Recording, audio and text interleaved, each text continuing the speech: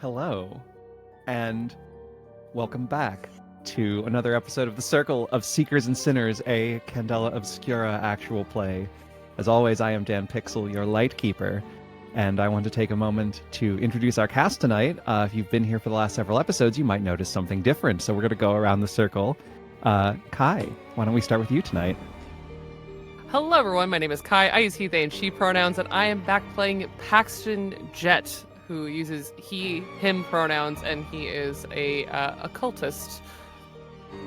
All right. Jen? Hello friends, I am back, this time with a voice! My name is Jen, my pronouns are they, she, and I will be playing your friendly local other occultist, Zephyr Green, whose pronouns are they, them. Who is very distressed! Can't imagine why. And please welcome back to the channel, Ruby Hart. Ruby, please introduce yourself and your character. Yes, my name's Ruby, and I am back with a character from the pilot one-shot, and I'm so happy to be here. So I'm playing Professor Abigail Davies, an explorer. Wonderful. John. Hello everyone, I am John Johnson. You can find me at John on Blue Sky. I am playing Althea Al Overton, the soldier who uses she and it pronouns. And finally, Angie. Hello everybody, my name is Angie Gone, they, them pronouns. I play Cyril Craven, the criminal slink. Wonderful.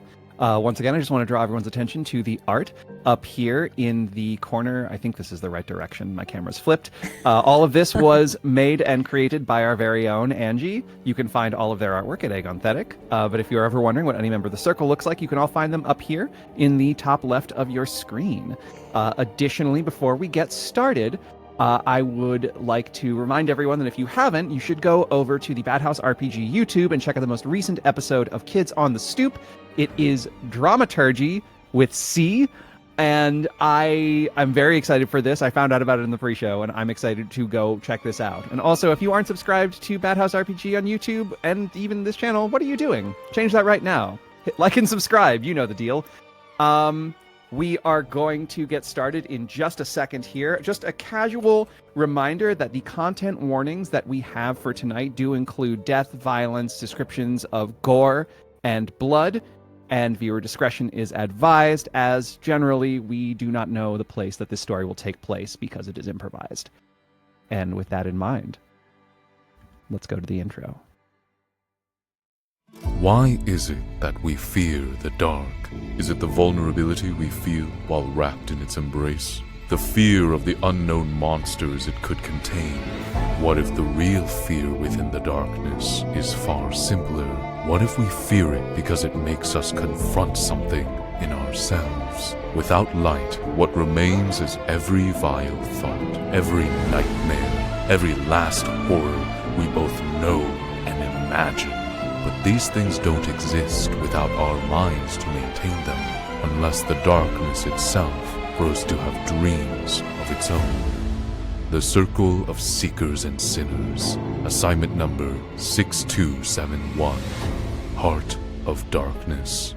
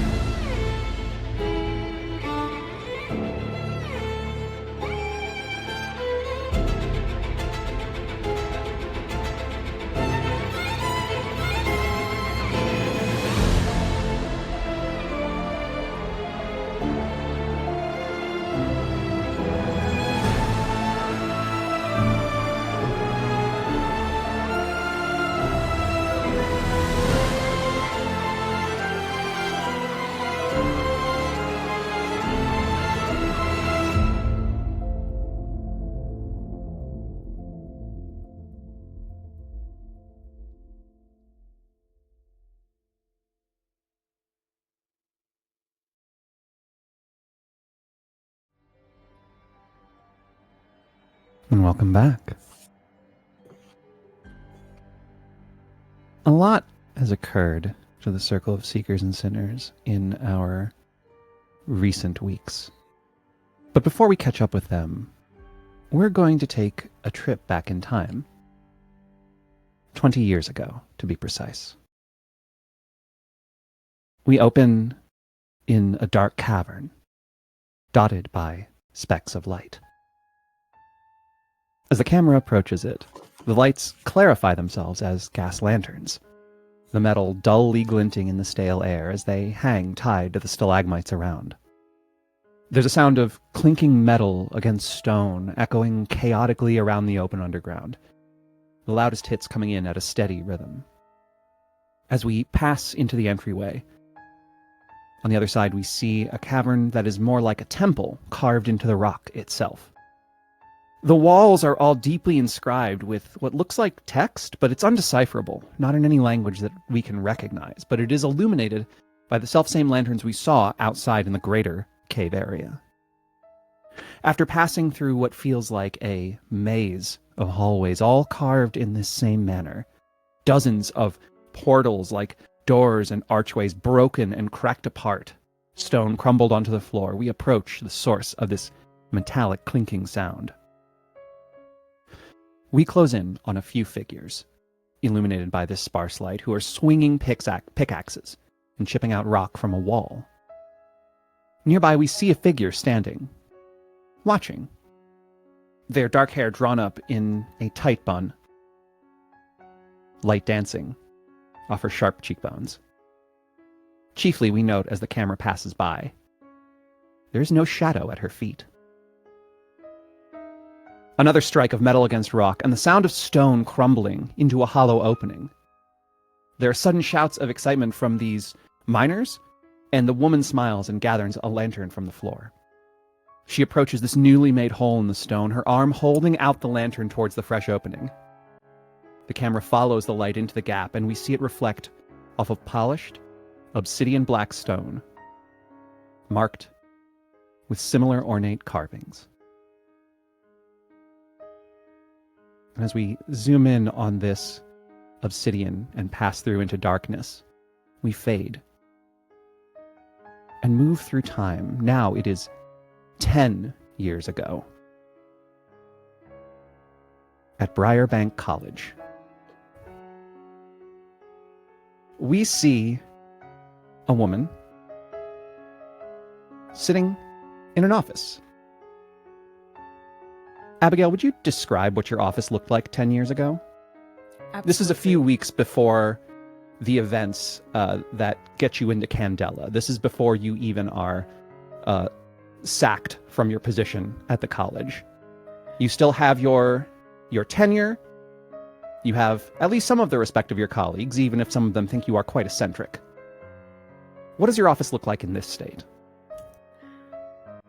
The bookshelves themselves are incredibly tidy. It feels like, for the most part, things have a place, but this is a moment of a big project hitting its crux, being prepared. So she has several easels that have bits that she is making for presentations to prepare her findings in the paper that she wrote about the Penumbran mythos. So specifically, you see in big letters on one of them, Penumbran mythos, the unabridged of legend, have sacrificed their shadows for perpetual stasis. It specifically goes into the links between the Penumbran and another beast that she believes exists, known as the Famished, but she doesn't have more information about it than that. Like, this is something that it's more about the language and the old Farron civilization underneath and what may have existed there.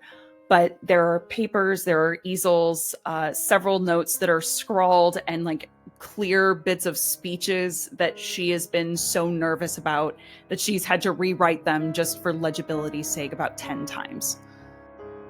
As you're poring over your paperwork, there's a soft knock at your door. Just Come in. the door opens, and on it comes through, or rather, Turn over of the top of the easel so that the title is blocked, because it's not out yet. we see a woman probably about 5'5", 5'6", hair drawn up in a tight bun, sharp cheekbones, and glasses sitting gently. She's probably in her early to mid-30s. There's a smile on her face, but it's very tightly drawn. Like she's not very used to smiling, it would seem, or at least not in the manner she's smiling right now. Am I in the presence of one Professor Davies? You are. How can I help you? Allow me to introduce myself. My name is Dr. Violet Boucher, and I am the very recently appointed head of the Exoteric Order of New Sciences. May I come in? Certainly. Can you tell me a bit about your organization? Oh, forgive me. Would you like a glass of water or anything else? And I pull out a chair to be polite. Oh, thank you. No, that won't be necessary. The Exoteric Order of New Sciences is a long-established research organization. We work with both some of the things that are known and unknown throughout the Fairlands. Recently, I've made my way through the ranks, and I'm currently the new director of the organization, and I'm in a phase of expansion. I believe that you've spoken with a few of my colleagues as well at this point, yes? Yes, I have. Oh, I had your name. Sorry. It took me a second. No, don't worry about it. You see, many of them suggested your name to us, Professor Davies. You have a unique perspective on the union of the sciences known, and you see her glance over at your easel, and those unknown. And I kind of was standing already, and I think as she looks to it, I like instinctively kind of body block it. Not like much, but it's just like a little lean of nerves. Please, there's no need to be embarrassed. Many of the greatest minds of all scientific generations are often thought of as eccentric by their peers. I myself was often isolated during my studies. I assure you, I'm quite comfortable here with my colleagues. We've had very good discussions of late, and I don't intend to compromise that position anytime soon. But if there is anything that we can do, maybe as partners with the university as far as expanding research, I'm sure that's something we can discuss with others in the department. After speaking with your colleagues, I found most of their visions blinded, shuttered. You, on the other hand, and she gets up and she goes over to your easel and is just like gently like tracing her finger down. I've heard word of this penumbran theory of yours, and I am enraptured, truly. Have you ever seen one? If you knew anything of the nature of these things in the first place, I don't think enraptured would be the first word I would use. Oh, sure. Every scientific discovery or new field of research carries their own dangers, but... Extreme dangers. Of course. I do wonder. You're connecting the penumbran to these... unabridged, you called it. I don't think anyone's ever thought of such a thing. I've come across this in prior histories. What do you conjecture, Professor? If a penumbran were ever to encounter the unabridged they came from, and she's just like tracing her fingers along the easel as she's saying this, just very gently. Really quick, this is I am forgetting the relationship. The unabridged, help me. The Unabridged are a organization or group of people without shadows. And they are without shadows and in turn stop aging and become in legend hell become functionally immortal. Although they can still they can be killed, but they simply will not die of old age or sickness. There are some stories across different cultures that say if chosen by a penumbran and bound, it leads to a symbiosis that allows them to have a greater expanded life expectancy and several other powers associated with magic. However, the amount of beings that search to hunt this power from across that veil and the flare, I do not believe it to be safe. The famished that hunt these beings are absolutely brutal and feral. They already find ways to leech upon souls that they can in the dark. Being fully bound to one or having freedom of movement, that would be catastrophic. All conjecture, of course. I find you to be an enlightened mind, Professor. Your colleagues would dismiss this out of hand. Don't let them dampen your brilliance. They're the ones who gave you my research to read before it's ready? They thought they were playing a trick on you. They thought that I would find you a laughingstock and it would torpedo your employment opportunities. However,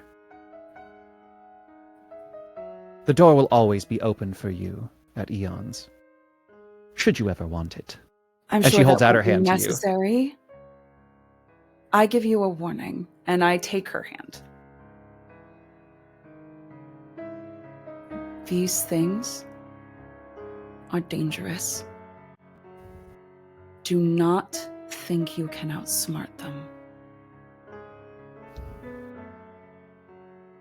Would not dream of it, Professor. Very well. Until we meet again. And she's going to turn and go to the door. Will you make a read roll for me? I absolutely will, but guess what? That's a skill that I have none in, so it's 2, and then you take the lowest, right? 2 and take the lower. I thought I remembered that right. Well, that's okay. For posterity's sake, because I rolled so many 6s last time. That's a 5 and a 6. I promise. 5. A mixed success. Something about her is odd. She speaks like she is theorizing with you, but it's like there's something she knows that you don't. And you don't get a grasp on what it could be. But something about her just leaves you, like the smile that she was wearing, it's not that she's not used to wearing it, it's that it's empty.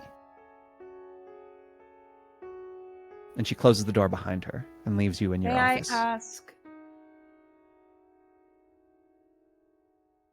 And she's left with the question of, out of everyone who thinks she's crazy and has told her to back down from this research, with all the people she now knows she thought were confidants but see her as a laughingstock, why does this woman have such fascination with this now? And as the camera leaves your office and follows her down the hall, we hear her heels clicking and we see, against the ground, no shadow where she walks. And we'll move a little bit farther in time, 9 years ago. The camera pans over a beautiful estate. White and gold, polished marble,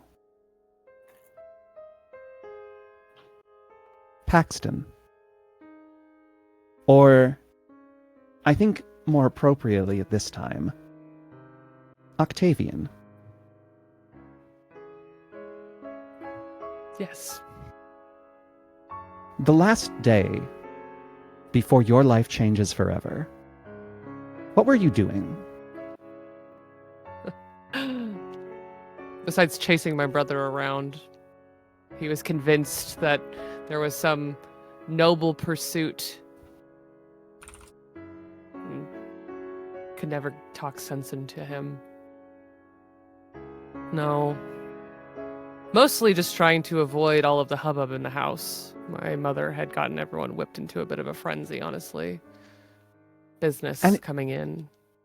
And it is a particular red letter day. Your father, Mortimer, let you know this a few days ago, that on this evening, the Mercies were expecting guests. And in particular, this day, before anything happens, your sister Deidre comes and finds you. She's like, Otto. Mother wants to speak with you. Must I? I know. I think she's concerned that you'll make a bad impression. Oh! I- So rude. Come on. Fine. And it's not that he's not well dressed, but he's dressed like a tragic poet from a wealthy family. Comfortable robe, house slippers, nothing serious. And he goes to You make find your his way. mother. Yeah, you make your way through the house up to the, let's say, second floor, I think.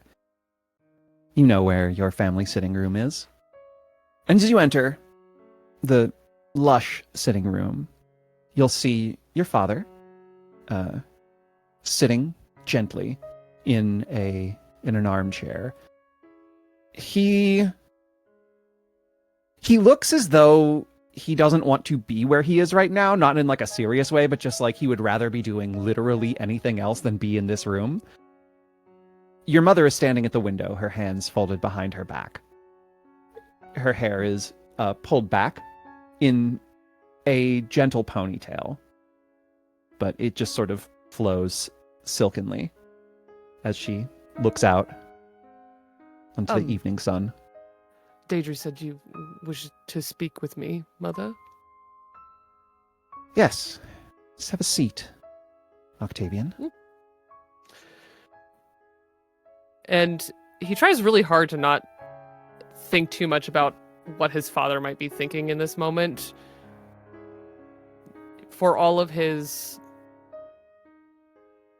efforts, Mortimer doesn't run this house, and what he thinks doesn't matter. And Octavian sits obediently. This particular evening, I need you to be on your best behavior, please. Well, of course, Mother. I mean it. Listen, that was Leighton. I didn't do that. He egged me on, I promise. You cannot make it by in life by blaming others or lacking decorum in serious situations. You're too loose, promise. Octavian. I'll be there, and I'll be quiet. And she puts her head into her hands just a little bit. It's not silence that I ask of you, son. It's manners. Surely you can. And she comes up to you and she just gently just dusting off your shoulders. You're a little taller than her, not by much, but enough that she is looking at your collar and she's trying to fix it. She's like, it's a pajama shirt. yeah. It's just she doesn't quite know what to do. She's like, I worry about you. I'm doing all right. I'm sorry that I worry you. I'm looking for it. Whatever, everyone else has their thing. And I'm just not suited for most of it. You will find what you are suited for, son. I know. And tonight, I guess I will find being personable and well-mannered my pursuit. Find some sense of humor in the middle there, please. Don't be... She reaches up and just, like, pats your cheeks. Like, don't be a bore. Boring? Please. What do I She look just- like, Daedry? And as you say that, Daedra actually comes back in, and she's like, I heard that. Mother, your guests have arrived. Leighton will show them up. She says, yes. Thank you. She looks, and Sylvia looks back at you, and she just, like, puts her hand against the side of your face. Behave. And just pats twice. I will go change right now. Show them in, Deidre. And Deidre, like, bounces back down the hallway a little bit and comes back. And in she walks. As you pass back out, two people walk by you. Or sorry, you're still in the room, excuse me. You don't pass back out. They come in before you leave. We see a man. He's very tall, lanky. His face is hard. Like it's like constantly in a state, it feels like he's clenching his jaw. His hair is like slicked all the way back, and he's got like this goatee going on. He's got very salt and pepper hair. He steps into the room in no suit, just a vest and a dress jacket. And he's got his arms behind his back as he comes in, but he extends a hand back to the door, and you see on that arm just a tattoo covering his forearm as he does so. And behind him walks in a woman, probably 5'5", 5'6". Her hair is drawn up in a tight bun, sharp cheekbones. She looks to be in her early to mid-30s. And she enters in as you are standing there. And you hear Deidre call out from the hallway. She goes, Otto, come on. Coming. As you leave, we notice the man, when he hears Otto, turns to look out the hallway with you. You don't notice. We do. As the door closes behind you, we are left in the room with Violet, Barlow, Mortimer, and Sylvia. And Violet steps forward into the room. She says, I thank you, Madam Mercy, for your import safe of our equipment. And Sylvia now takes her seat and has a little teacup, and she just sits back and crosses her legs very properly as she sits from her teacup. She's like, oh, please, have a seat. Having eons in my debt is worth a great cost, especially when its leadership is so, and we see her eyes flick down to the floor and back up, permanent, and sips. We see Barlow tense at this, but Violet just smiles. You don't say. You know, I must thank you constantly, Sylvia. But it's not just me and my condition, which you should be aware of. Because I am also aware, and we see that same flick down to the floor from Violet's eyes. And as we do, we see Sylvia's shadow. She has one. It's just a little bit too dark for one person.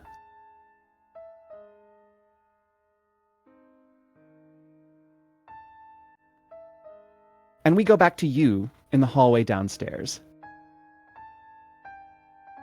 You're with Deidre. Oh, I can't And Leighton. believe. Ugh. I have to go get changed. Don't. And Leighton's like polishing an apple on his vest. She's like, don't take Mother too seriously. And just like takes a huge chomp. And Deidre just nods and like wraps her arms around you. It's like, we love you the way you are. Even if, you know, it gets you yelled at a lot. Well, at least I'm not a horse, and he says, looking to Leighton. Leighton just like pauses, like, nay. And just bites again into the apple. And that's when you hear the first gunshot.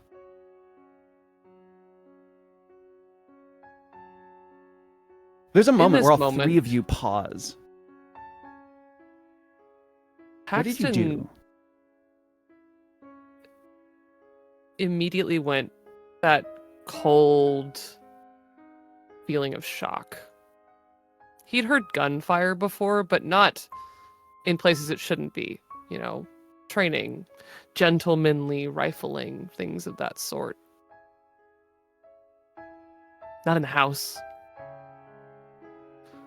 And a chill sat into his bones in that moment that he will never forget. And afraid.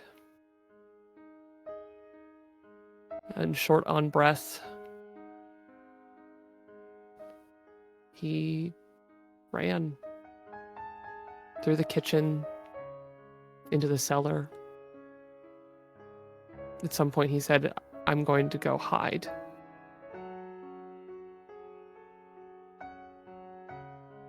We can see a little better than Paxton did. Everything blurred for him at that time.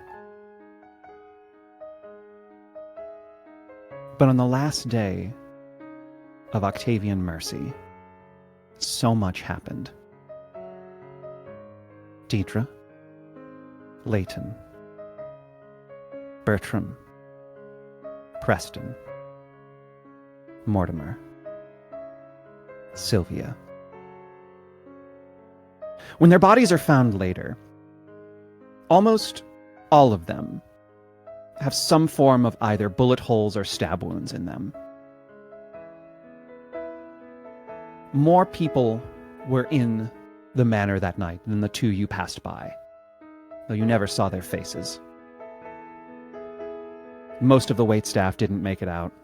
There was a small fire started down in the kitchen. Whether arson or accident, the periphery never explained, or maybe you just couldn't process it when they told you.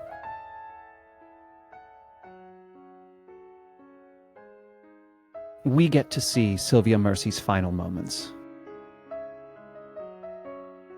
We see Violet Boucher putting away a gun. We see a shiver of shadow at her feet, at Sylvia Mercy's feet,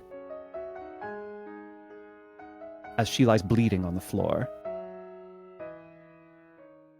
As Barlow slams a knife into Mortimer over and over again.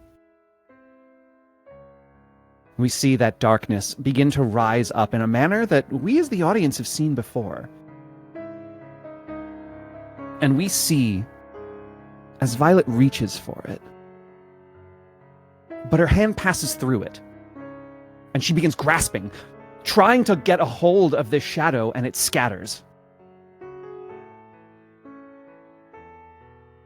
The first scream you heard that night was not your mother's or your father's, but Violet Boucher screaming in furious anger.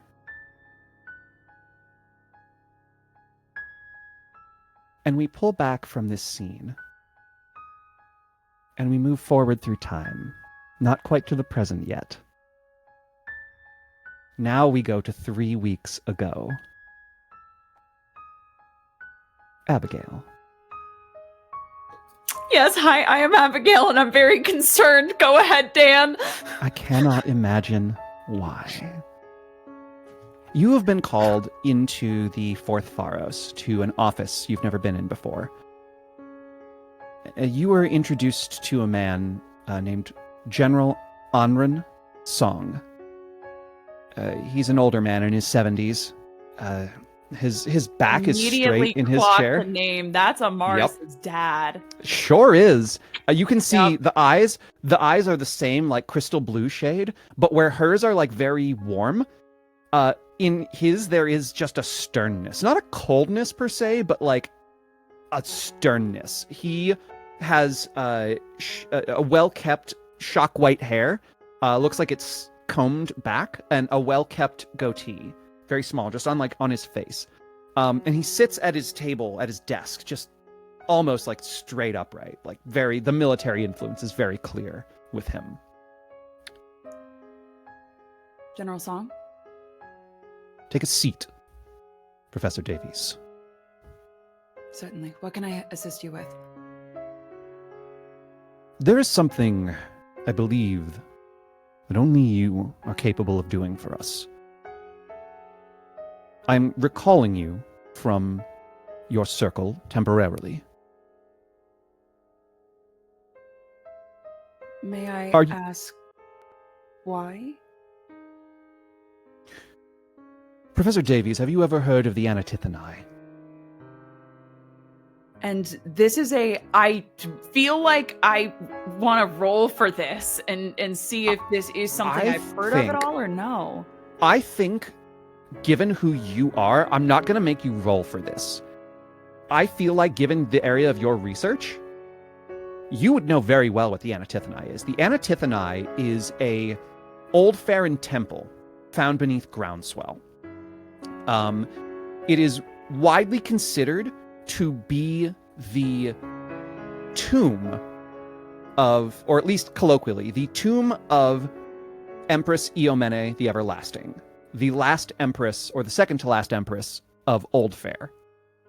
It is, much like many excavated locations in Old Fair, considered to be quite dangerous, somewhat mythical, but anyone who knows anything of the Anatithani knows that within it there is traps and, at the same time, a veritable well of unexplored area. Here's the question I have. Is this we have done some expeditions into this, so there would have been reports and we just haven't taken the breadth of it, or is it entirely by conjecture and by writings? I want to know how much is historical and how much is recent information. Some of it is going to be, it's not often cited historically. It's generally known that there are a lot of Old Farron ruins. The concept of the Anatithani itself is one that is like, in the public eye, hasn't been discovered, or if it has, nothing is known about it. In the spheres that you work in, it is somewhat known that like there are people who you could verify probably found the Anatithani, but all knowledge and data and anything that could be found there has been so closely guarded by the periphery and the ascendancy that Candela, in particular, in your time there, has never been able to get close. Okay, got it. I'm very familiar. So what's going on? We have an opportunity at long last. We don't have a great deal of time, but we have finally secured a friendly enough eye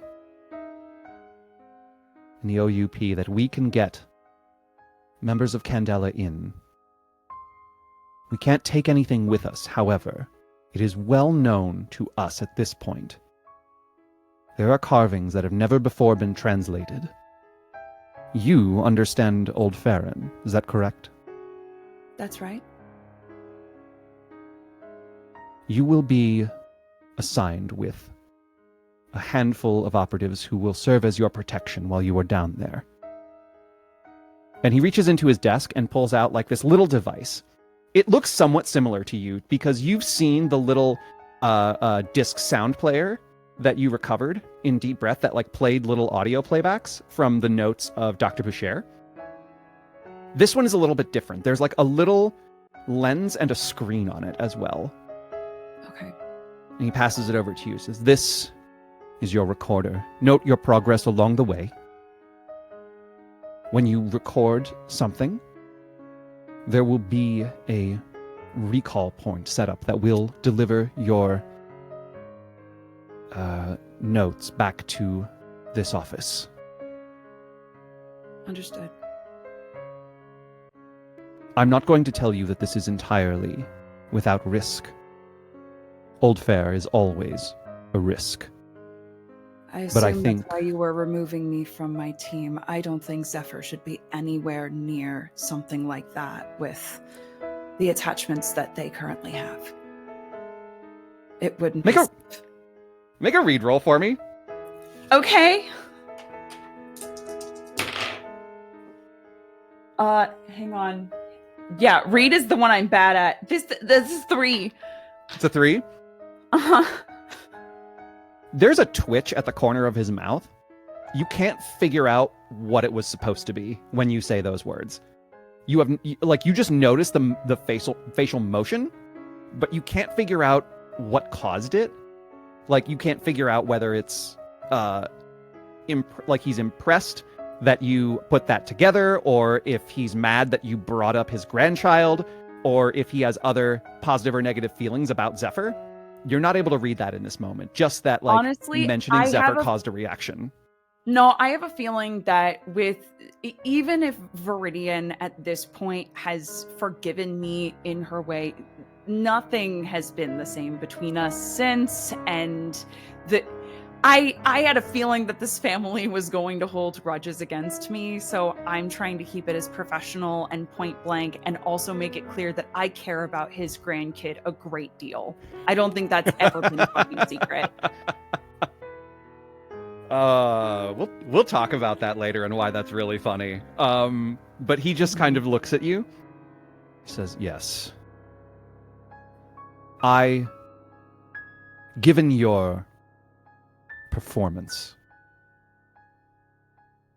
you have my explicit trust in this matter. Do not do anything to jeopardize that. Including, do not share any results of your research or studies with the rest of your circle until I allow it. Is that clear?"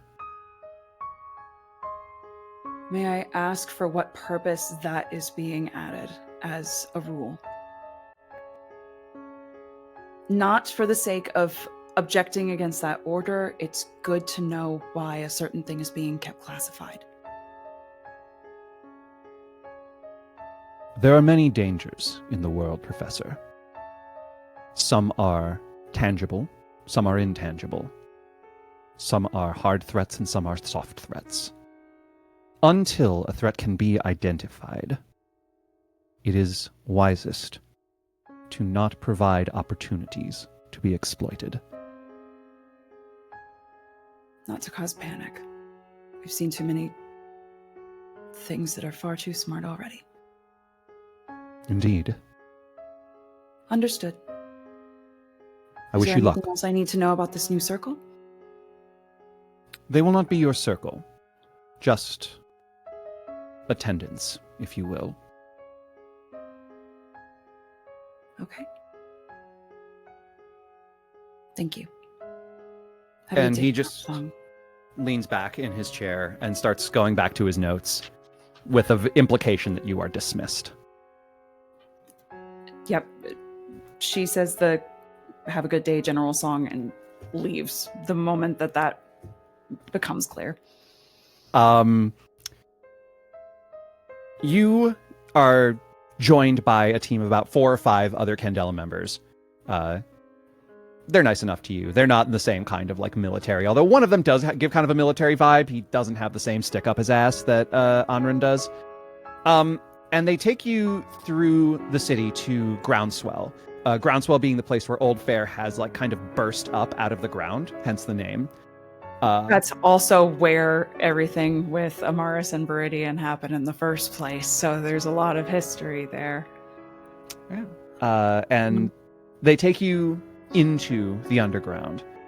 It's probably like a day's travel before you arrive at this site. We see a cavern with some lights that are strung up around. There's like tents set up and everything for you to like rest at. There's like well enough accommodated for an expedition. And you see like a roped off series of lights going into what looks like another cavern. And we see you enter into there, and we see again this temple built into the rock itself. Carvings on the walls. Broken rock all along as you go. Over the next few weeks, you spend time studying these runes and scriptures that you find. And most importantly, there is a fragment presented to you of, it looks like obsidian, like shiny, almost polished black rock with the same kind of inscriptions on it. It takes you longer to translate than expected because while it is Old Fair, it's like very old Farin. Like there's missing letters, forgotten words, and like a lot of blanks just from like your first look at it. And so you spend a lot of time like breaking apart and researching this. Over time, there's a sentence or two sentences that keep popping out from the walls that you keep seeing over and over again. The brighter the light, the darker the shadow. The darker the shadow, the brighter the light. It's everywhere on the walls. Like there's still a lot of sentences that you don't get, but that keeps coming up. It looks like it's part of something like a refrain. Mm-hmm. It takes you a bit longer. The fragment of obsidian, it's slightly different, though breaking the code on the walls a little bit helps you. The tablet reads the following, or at least what you can make out, to your best guess. She who shone brightest left behind that which consumes the light. It tells you of not a tablet. She's the reason it's here? Sorry, go ahead. That was a feral, visceral reaction from me, Narissa, going, okay. Sorry, continue, please. A lot of the other lore you start to pick up is stuff that you've like heard in passing from like Old Fair research. You hear about, this is not a tablet that you're holding. It's a piece of something greater. It has long been held that buried in the Anatithani was a enormous jet black coffin. And it is widely considered to be the tomb of the Empress Iomene. Iomene the Everlasting. And as you continue to work on this tablet, which you now realize is a piece of that, you're able to break apart a few more lines on it, and it reads, "A dark that deep may never be sated. No matter how much it consumes, it will always be famished." It is at this moment that you know all these reports that you have been sending just to Anran are insufficient. And you know this message has to go to your circle. However, as this realization comes to you, there's a sudden crashing sound, like a boom coming from back in the cavern, and a scream. One of your circle, or one of this attendant group, runs in and explains, "There's something out there. It's not big. It's human shape, but it's tearing apart like it is. I don't. Run. It's faster. Run. But you. I don't care. Run." They look at you one more time and like give you a kind of like half salute, and then they're gone. You know you have to record a message, and you can send it back. I shout a quick thank you down this hallway. I now understand what's happening. I pull the camera up, steel myself, knowing this might be the last thing that my circle ever sees of me. But this is the reason I joined Candela Obscura, was to fight against threats like this. And I say, I know what Violet's after.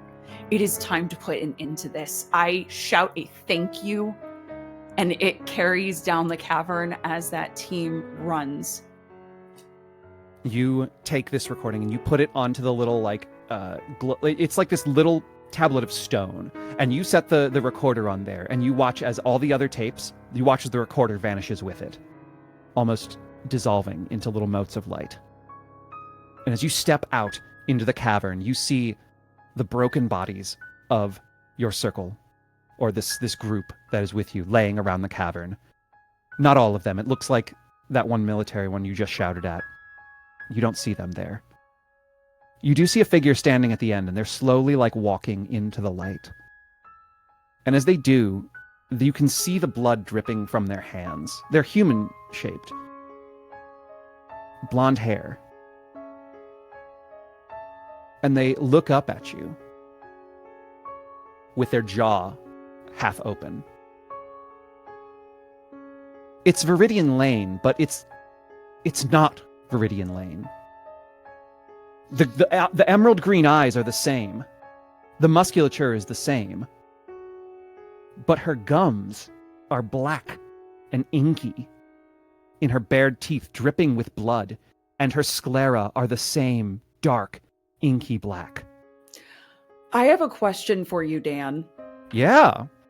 In my studies, there was a being I identified called a Zephyr that could fully drain and steal the life force or the skin or the energy of things. Is this a Zephyr or anything related to it? Or is this the Make Empress that was buried focus roll. below? Please, I want to try and piece this out. Make a focus roll for me. Great. All right. Focus is... Oh, that's a gilded die and 2. All right, cool. Let's go. That's a 3. The highest is a 3? The highest is a 3, Dan. Okay. Well. Mm-hmm. Cool. Hurt me. I'm ready. Cool.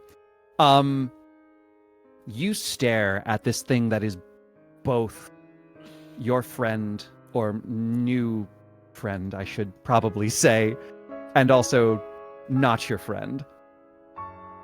And you try and piece together. There are things that remind you of Zephyr, but it's like of a Zephyr, but it is also not quite a Zephyr. Like something about it is odd. And there's a vibe from it that you feel in your soul that feels eerily familiar. But before you have time to process that, it has moved so fast. Incredibly fast. And it has grabbed you by the throat. It has covered the distance in the blink of an eye. And as you start to think, you choke on your words a little bit, and you feel yourself slammed backwards into the rock and it cracking around you. And you feel its teeth sink into your neck. You are going to take 4 body marks. Cool. And with my 2 brain and 2 bleed I already had, plus those 3, I'm definitely going to be taking a scar. And Dr. Abigail Davies is absolutely unconscious or dead, or how does this work? So your scars only stay in the lane of your marks. Okay. You had no body marks, but you just took all 4 to your capacity. You now have a body scar, which means we'll adjudicate that later. Just to keep in mind when we come back to this, you will need to move a point from one of your attributes away from one and into another to reflect how this scar has changed you. You clear all of your body marks, but you still have the same amount of brain and bleed marks. So that's 2 brain, 2 bleed, no body marks, but you've just gained a body scar and you immediately go unconscious. What is the last thing you think before you go unconscious in this moment? Not again. I can't have helped something be released again. And as that thought fills your mind and you fade away, we travel forward one day. We are in Red Lamp, in a lavish room, mirrors and lights all around it, within many figures. Al, Zephyr, Paxton, Cyril, and Carlisle. There are 2 cats making their beds in the corner against the lush carpet. And you have just watched Professor Abigail Davies' video. What do we do?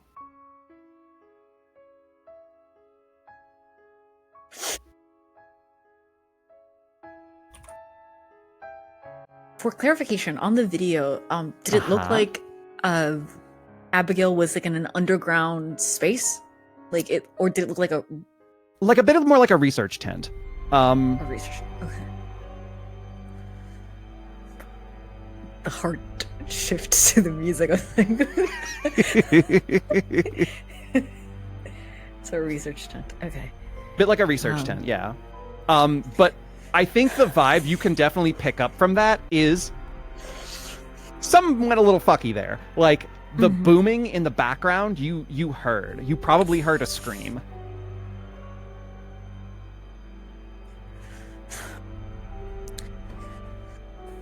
What the hell? What was Tell that? where that was. That was Aunt Abby. Did Abigail tell you, Zephyr, where she was going? Like what? No.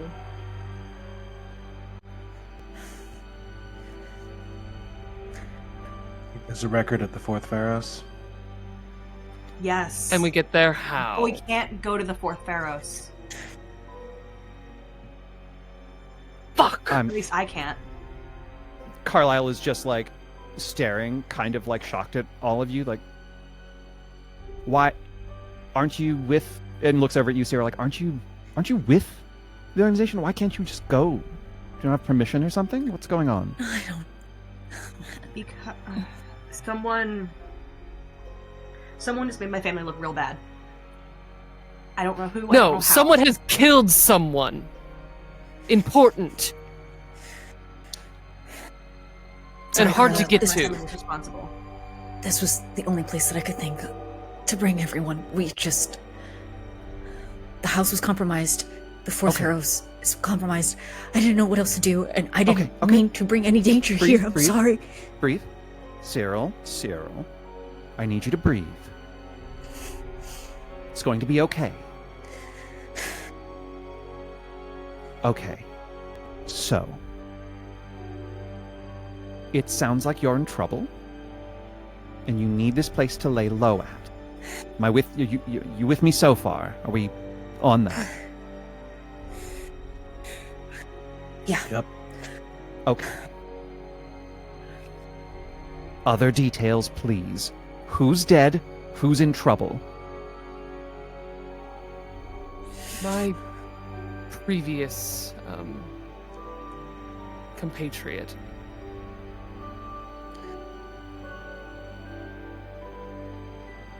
And he should be very difficult to get to and hard to kill. Okay. The person in trouble is my Aunt Abby. What? Okay. That was them on the Yes. the video. Okay. These What? are her parents. They're sweeties and adorable. They're welcome to stay here as long as they like, of course, as well. They will stick their butts in your face. Cats do that, darling. Now, just to be clear, this person, and gestures over to you, Paxton, and there's, again, still this, like, kind of, like, awkward moment where they clearly, like, want to say something with you being here, but they're, like, not sure if they should. So they're, you know, he's kind of like, your associate is dead. Yes. And Paxton, in our very quick fleeing, has put on just like layers that seem to just appear out of his pockets. He put on sunglasses, he put his gloves back on, he's wearing a coat that seems to consume most of his form. But still, in this moment, he is unmistakably familiar to Carlisle. And he knows that he's been made and doesn't seem to even pay it any note as he is on the edge of sobbing and screaming. Does Cyril notice this kind of look in their brother's face? Make a. I'll give you survey or read, depending on what you think. Why can't I see the... Oh, they are so light. I don't know why they're like white right now. Survey or read, you said? Yeah. They're about the same. But I'm going to... You know what? Yeah. I'll do survey. Okay. And... It's a 4. A 4. Yeah, you don't miss it. But then at the same time, Carlisle clocks you, catching it, and just gives you a look like, but then like goes right back to what they're doing, just kind of just like we'll talk. And so the reason that you are here and need to lay low is because your associate is dead. Wait. Why? Wait. How do we know it's him? Which him? It's, Anran. How do we know it's him? You mean to tell me you think that someone infiltrated the Fourth Pharaohs, replaced General Song, and made him appear to be dead for what? Why? Cyril, I think the fake Viridian got in, right? The real Viridian was framed, so why would a fake Viridian kill a fake Anran? To get the real Viridian in trouble. Why not just kill the real Anran then? I think that's too many steps. It's too Because complicated. it's hard to kill the real Anran. Hold on. Yes, Hold on. it. Did you say Viridian? Yes?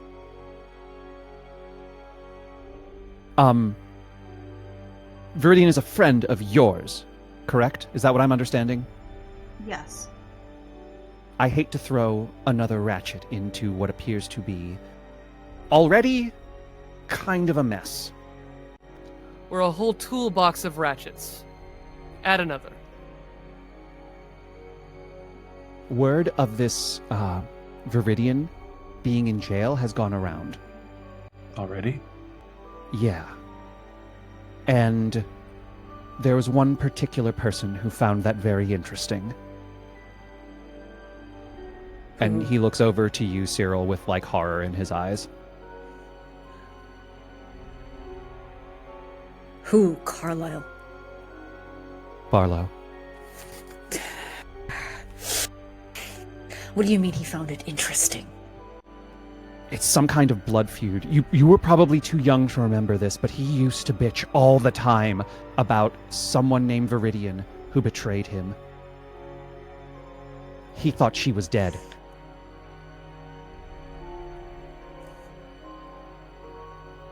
Finding out that she's alive and in that prison? It's only a matter of time. He's gonna try and kill her. Barlow never forgets.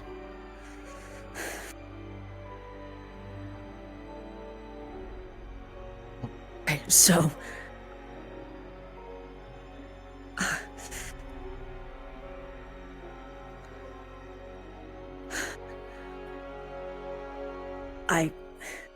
I know it's a...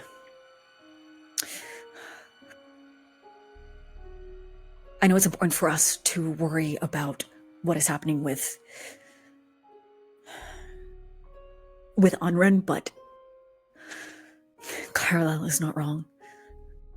Barlow will get however way he can a way to get in there and get Viridian. If you don't want your aunt dead, No, we have to go in. you have to get her out somehow. Look, I hate Honestly- to be the one to split the party, but I feel like we might need to split up here. We've got a lot of pressing things to cover. I'm not letting Professor Davies... Al just trails off. Well, and the Okay. periphery certainly isn't going to handle any of these things well. So, No. So my suggestion is, Cyril, you know Barlow best. Zephyr, that's your aunt. Y'all go to the prison. They're both Paxton. my aunt. Paxton and I can handle the other end of it. we just have to figure out where this Professor Davies is. You need to get in. You need someone to get into the Fourth Pharaohs, don't you? Yeah. Who isn't marked like y'all are? If we knew where, I keep wanting to say Connie Chung, Avery, Dr. Avery is. Yeah, let's just talk universes and find Connie. Yeah, I'm just being like slightly racist when I did that. My bad. Is Dr. Avery Avery Joy. still alive? Avery Joy, yeah. Didn't he come with us out of the Devil's Well? Right, she did come with us, but also we've been discussing this whole entire thing about a fake Viridian. We did deal with a clone. Yeah, I'm assuming the clone one is the thing that killed Anran. Well, the real Viridian wouldn't. You don't know that. I was in the room. What room? She wouldn't. He didn't do anything, though. He didn't do anything to me. She wouldn't have Yeah. out of nowhere. I think Al actually takes a moment and just to be like, because if I recall correctly, was it this above table? They said Anran was shot, right? Anran was shot. Yeah. So I The- think Al will very quietly say, "I don't think Viridian would use a gun." No, Viridian doesn't need to use a gun. Yeah, and it's really loaded. she still when Al wouldn't. says that. She was angry. She made a threat. She wouldn't. She wouldn't.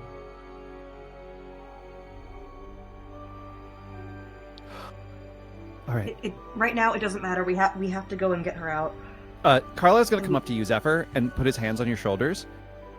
Breathe. I know. It seems like everything is awful right now. I can't imagine what you're feeling.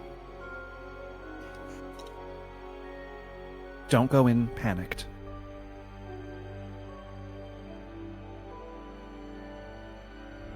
Take a breath. It's gonna be okay. Entire family. Maybe I do know how Grandfather you're was an feeling. ass. He's dead. My two aunts are in danger. Another one is. But they're alive right now, Zephyr.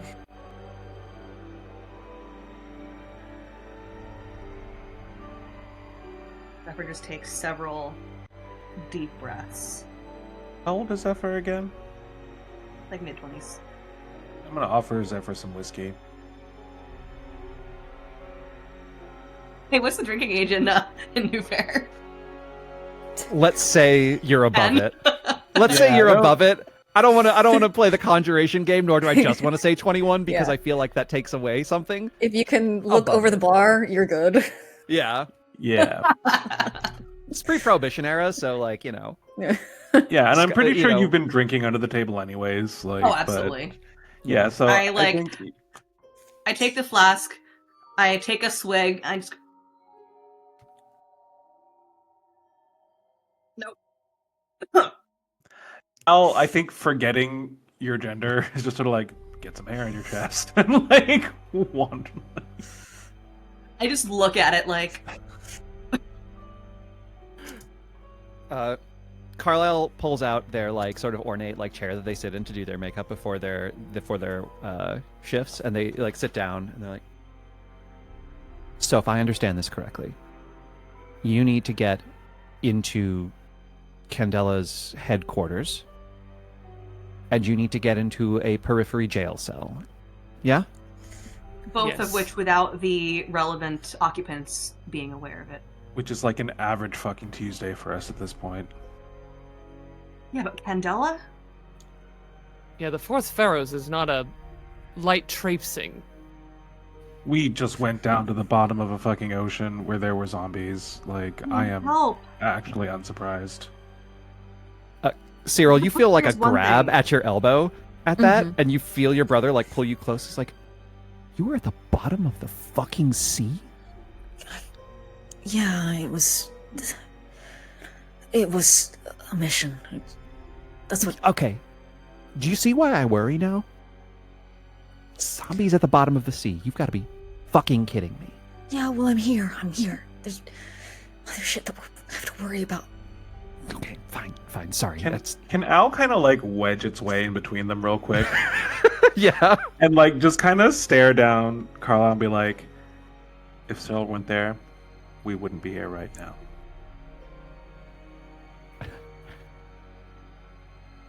Sorry, I didn't mean to imply. Good. I'm glad. And Al like unwedges itself and returns to drinking.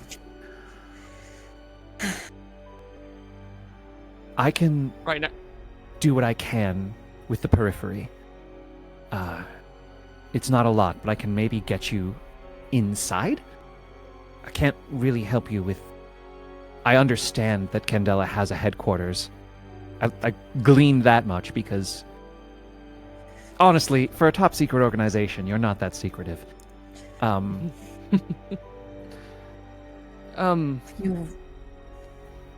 But if you're looking for that person you mentioned, that Dr. Choi, well, that's a little easier. That can be done. Or if we find this missing fifth aunt of yours, Zephyr. Aunt Abby, yeah. Don't call her Aunt Abby. She will break your neck. I won't.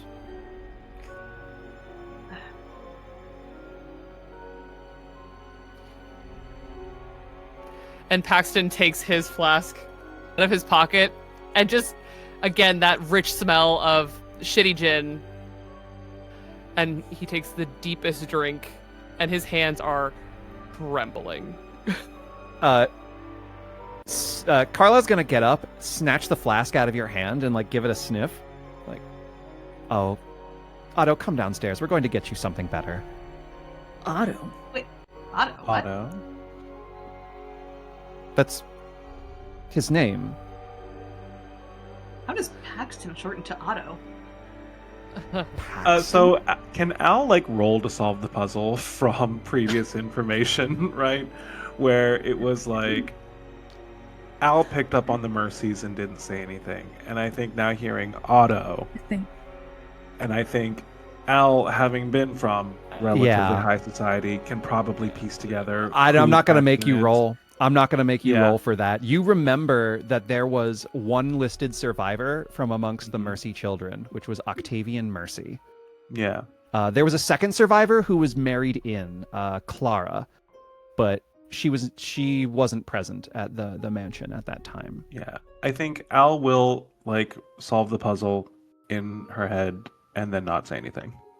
As is tradition. How do you two know each other?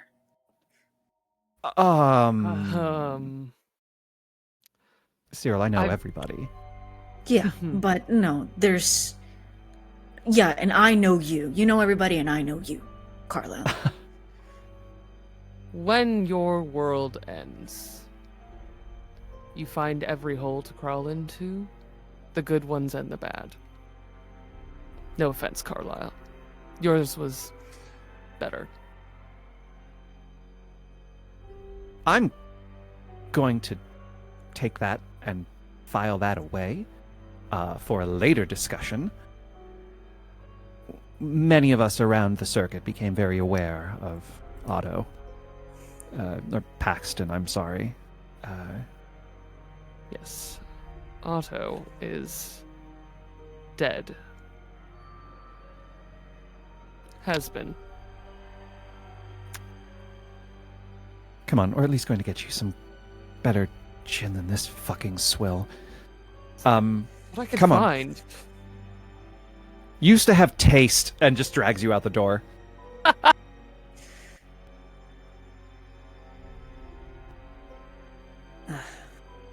Got it.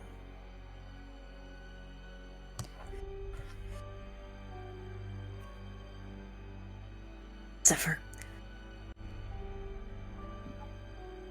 Barlow is like a dog with a bone whenever he gets his hands on what he wants. But He's not going to get his hands on her. I'm going to make sure of it. I've already partly made sure of it. I just have to convince him again.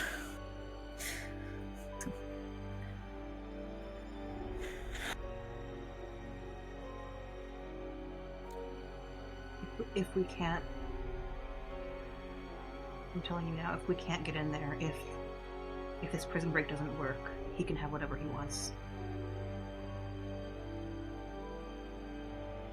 He already has everything he wants.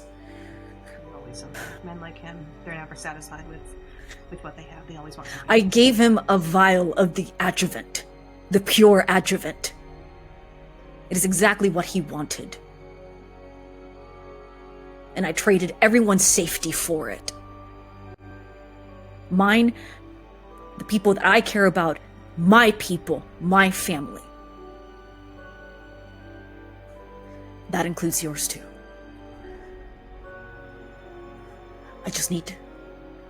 We need to get in there, and I have to speak with him. If he has any gripes about it, then it'll be for me to handle. Get her.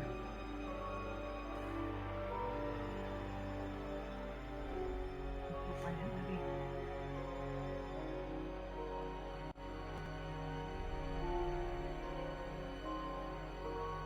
Just get some very cute.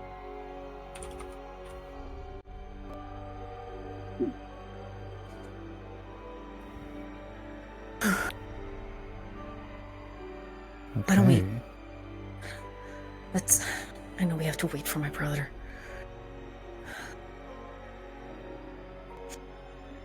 Can I Just offer sit and wait. Cyril a flask? Cyril- Al is not like a there, like, let's talk about your feelings person, but is experiencing a lot of people's feelings right now and is doing the only thing it can do, which is hand out alcohol. Thanks. I have something for you, actually, now that this all reminds me. And Cyril's gonna pull out the gun. Al will, look at the The one gun. that Al traded.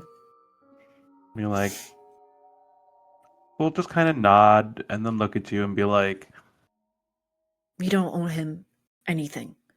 Do not go to him. what if I want to use this on him? You can use it on him however you want. I don't care. But you don't work for him, and you are not beholden to him. And like, Al will like kind of like laconically just like make a little salute, you know, and just like, okay, boss. Let's take a quick peek down at the bar. Carlisle has gone behind the bar and has pulled like some top shelf gin down, Nice. and takes a little funnel and like is dumping your flask in the sink. Just like, Wasn't that bad, was it? are you fucking joking? This was. You could have picked this out of a goddamn ditch for all I know. And just like starts like refilling it with That's like where the I get all good my shit. best stuff these days. Paxton, really? What? This is incognito? I needed a good name for a street performer. Oh, you're that Paxton. Oh, yes. Hello. Paxton Jet, street Oh. magician. You know, when we were hoping you would reinvent yourself and get back on your feet, that wasn't really what we had in mind, but, you know, good for you. You've figured something out, I guess. I found more than just paltry parlor tricks, you know. I know you're worried about your brother, Naturally. But Cyril has been surrounded by some of the most capable and powerful people I've ever met. You counting yourself among them?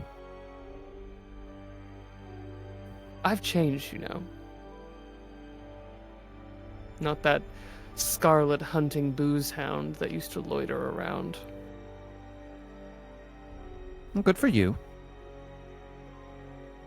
And I learned a few things. Like...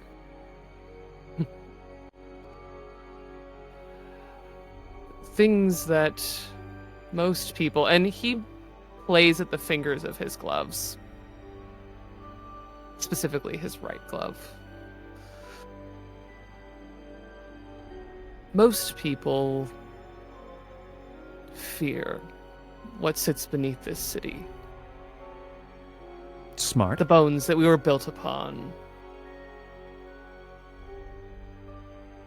But that is where I found some of the most incredible things. As has Candela. And he pulls that glove from his hand and shows Carlisle his hand of shadow.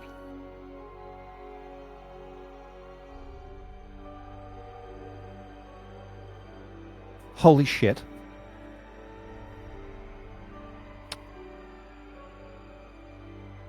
Can I touch it? Of course. He holds his hand out like someone might be kissing the back of his hand, honestly. Yeah, Carlisle takes both hands and just pressing, and it's it's tangible. There's a weird give. I don't know what the sensation is when someone presses into that hand. It feels odd. The sensation in it isn't great. It's also oddly frictionless. Ugh.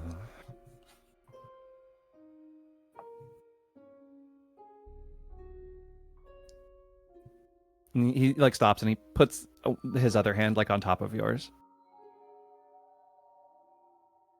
After this, the third time we meet, hopefully, you haven't gotten any weirder. And come back for a drink. We'll catch up. I would love that. Thank you. And he takes doesn't this let your hand deep go? breath. Okay.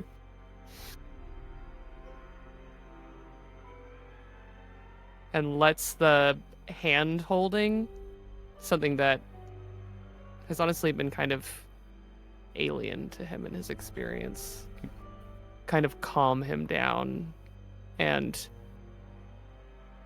completely unbidden, he begins to cry.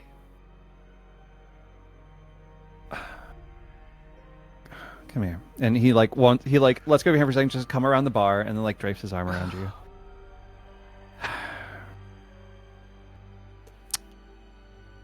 I was going to say, if you get my brother killed, I'll eat your heart, but I think I'd feel a little bad threatening you right now.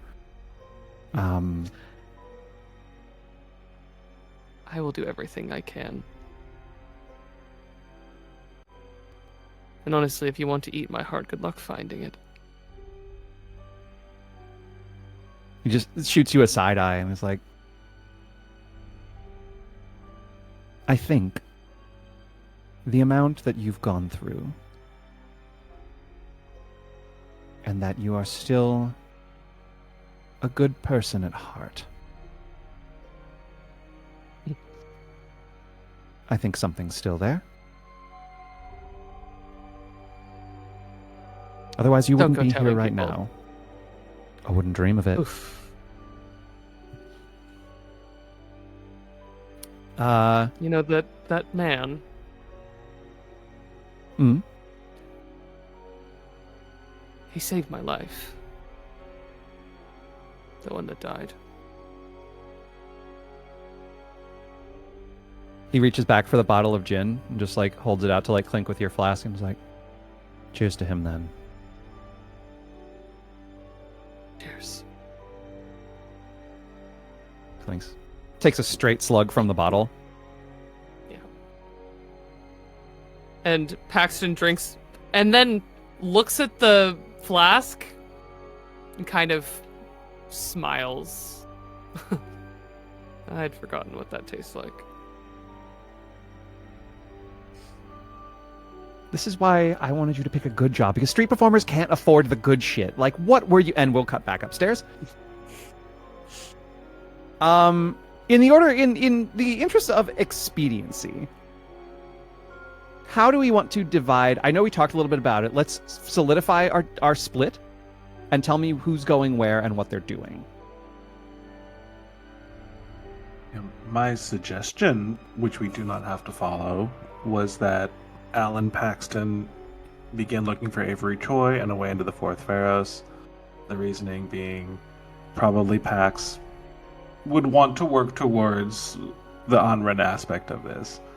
And then Carlisle and Zephyr go to the prison because Carlisle has a connection to Barlow, and that is an ant in danger. So two ants are in danger, but we can split up and I'm threatening all the ants. Balance. Dan, ant-phobic. Ant-phobic. Let's go. And so Ant-phobia. That is my proposal. It is. I am not strongly tied to it, but it makes sense dramaturgically. I am strongly tied to it. Great, then let's go. We're attaching to this ship. Okay. Yeah, let's do it. Let's start with the Avery Choi hunting party. Yo. We're going to roll, not whether or not you succeed. You will. It's about how much time it's going to take to do it. So, this will be, I think, survey, or if you can make me a case for something else, I'm open. But then strike. The one thing I'm good at. Can people up on the street until they can tell you where Avery punch is? my way to find him. Pick a better ability, I beg of you. How about sway? Okay, I'm listening. Like, asking questions and pulling on the fact that Paxton has been all over this city and knows a lot of people, and asking around just vaguely. Yep. I'll go with that. You can spend a drive, John, to assist, and give that drive to. Yeah, I got Paxton. a bunch of cunning drives that I don't actually ever use, so yeah, I'll burn that. There for you go. Let's go. As a reminder, I think you still have all 3 of your stamina training die this session. Is that correct? Did anyone spend any last week? Yeah, we haven't started them so yet. You've got 3 gilded die just to keep in mind. I'm just gonna. This is already gilded for me, so I'm just gonna spend one of my drives. Okay. And I'm gonna be rolling 4 dice. So if we do badly, that's on the dice. Oh wait, I have a funny, weird potential rules lawyering. Okay, I'm listening. Yeah, so because we are in pursuit of the objective of Abigail Davies, and we have nobody left behind, when a member of your circle takes a scar and drops incapacitated, which did happen, any rolls a player makes in the scene to protect them or get them out of danger gets a +1. I love this. Yes. Yes! Lawyered! Let's go! I fucking love this. Yes. We're rolling 5 dice. Let's go. Don't choke. Don't Let choke. them all be 1s, 2s, and 3s. I'm here Shut for up. it. Like, if we do that, that's great. In fact, that is 2 6s. One of them is on my gilded. Okay, so go ahead and take back that drive, Paxton. It is surprisingly easy to find Avery Choi, because I think the first thing that you think of doing is to kind of like skirt around the. I think you try and skirt around in the areas that you experience as a Candela member. Like, you've been in Candela for a long time. The Circle of Silver and Lead had their like normal hangouts, and it's not hard for you to find Avery. Additionally, with the success, like I'm not even gonna make you convince Avery Choi. Like, this is an easy sell. You saved their life, and they were there. They saw. They are familiar with Violet, or not with Violet, with Viridian, and knows it's like, Viridian would not use a gun. I have seen this woman's fists. I know how this goes. So we're gonna expedite this quite a bit, and off just that critical. And Avery sort of is like, give me a few minutes. And like it's probably about half an hour. You sort of give the description of what you're looking for. I think you're looking for what is it you're looking for specifically? I'm thinking like a pin, like one of the pins to get us into, like that will open the doorway to the Fourth Pharos. Because I think all we really need is entry to the Fourth Pharos, because we want to see if we can find where Professor Davies was assigned. I think that's the main information we need. Got it. Okay, yeah, this is easy enough to do. They'll come back with both the pin and will direct you to what is essentially like a defunct port to the Fourth Pharos. And because this is fun, it's the old house of the Circle of Silver and Lead. Of course it is. So as you go in, I know a defunct one. Why don't you tell us a little bit about the chapter house for the Circle of Silver and Lead? We find ourselves in Silver Slip, and specifically outside of what used to be a pretty nice-looking public house. But specifically, at the top, in a kind of turreted window, you see broken glass and just kind of dilapidated, not from violence, just from a little bit of time passing. That has been boarded up. And within, you would see a place that was once a fairly nice bar sitting area, kind of casual, almost clubhouse. It's a public house, but it's a members only a la speakeasy place that is pretty well appointed and just kind of left to dust. There was room for a lot of people here as well. Not some small chapter house where, the four of us fit nicely, but the seating enough for 10. A lot of people, a large circle that has been dusted over in the year plus that it has been left derelict. There are almost no signs of Candela left here. It was cleaned. It looks meticulous. It just looks like someone opened a bar that failed. And above the bar, etched in beautiful mirrored glass, you see the Soiree, the name of the chapter house. And I think. Oh. But no, I think Al, Al's looking around. Al looks over at the bar, and is really doing a big think on how to phrase this, and then basically says, "So, how long were you freelancing before you joined us?" a little while. Yeah. Troubles with the old crew? They died.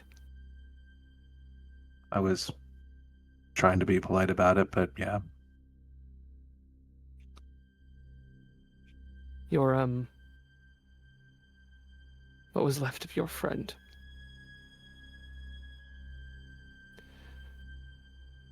And now Anran's gone too.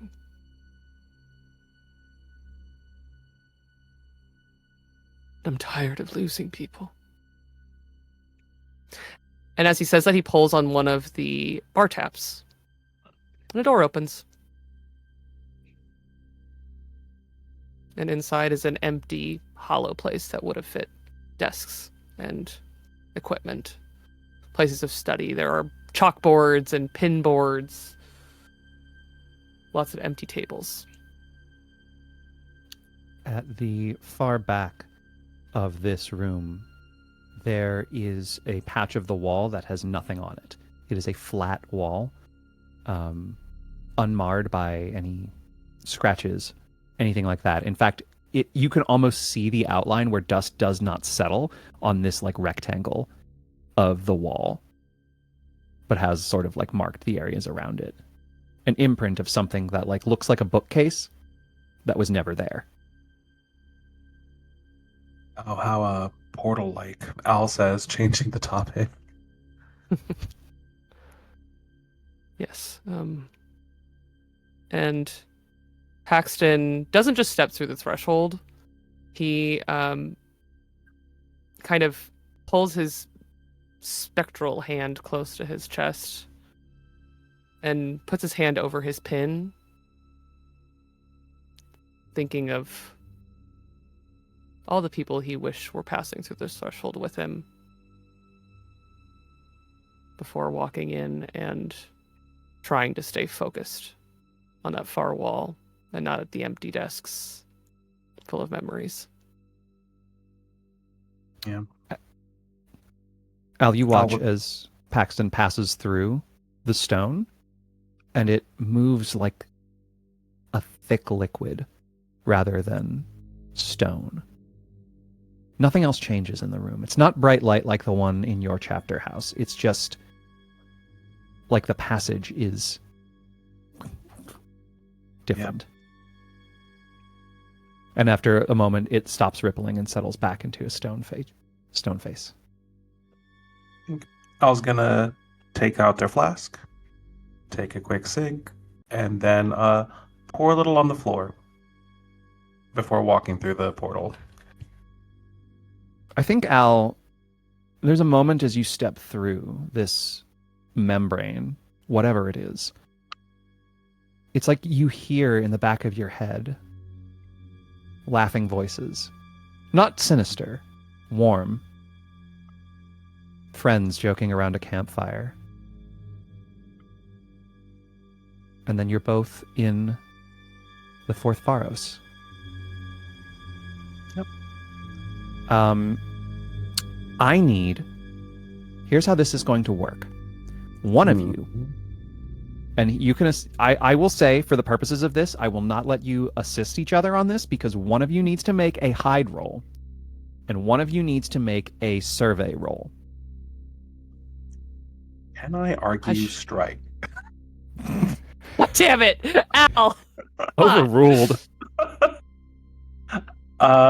How are you on survey? Because I think that's the one I got. I can't hide for shit. You should do survey. I have slunk around the city. Okay. Here's what I'm going to say, John. If you truly want to argue strike, keep in mind this is going to impair the survey roll. Because there's a difference between doing something secretly and doing something when you have caused a problem. Oh, no, I'm going to survey properly. I don't know what we're striking yet. Al does wait to see what it is before striking. It's not fantastic. All right, so survey roll. I'm going to spend that same drive again. Go for it. I got a 5 on that survey, so I'll take the survey. Success. Yeah. And I got a 6 on that hide.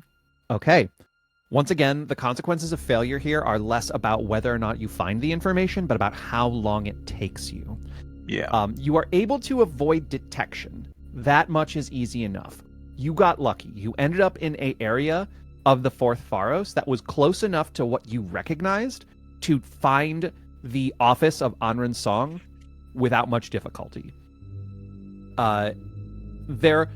It looks like there is normally a guard posted here or something, but right now there's just like a stanchion across the door. And you make it inside. What you see when you come in is much as you remember it, although the fireplace is empty. It's not lit, as it has been the last several times. There is a puddle of blood on the floor. There's also like ichor on the floor.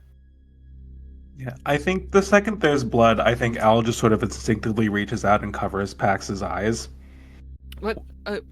And to clarify, there are 2 puddles of blood. There is one that is like one very large puddle, and then one that is like darker stained. Normally you would say it looks older, but in fact it's mixed with that dark ichor. Paxton goes to like pull down Al's hand and then realizes why it's probably covering his face, and then just kind of pats. Yeah. Thank you. And Al's like, just let me know when you're ready. And we'll continue looking around with hand over Paxton's face. It takes a feel- bit. Yeah.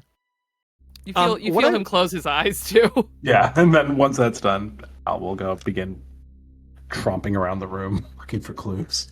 Yeah, this takes you a little bit of time. And what I'm going to say is that what you do find, you get the general like gist of where this project was taking place down in down below groundswell, like below ground.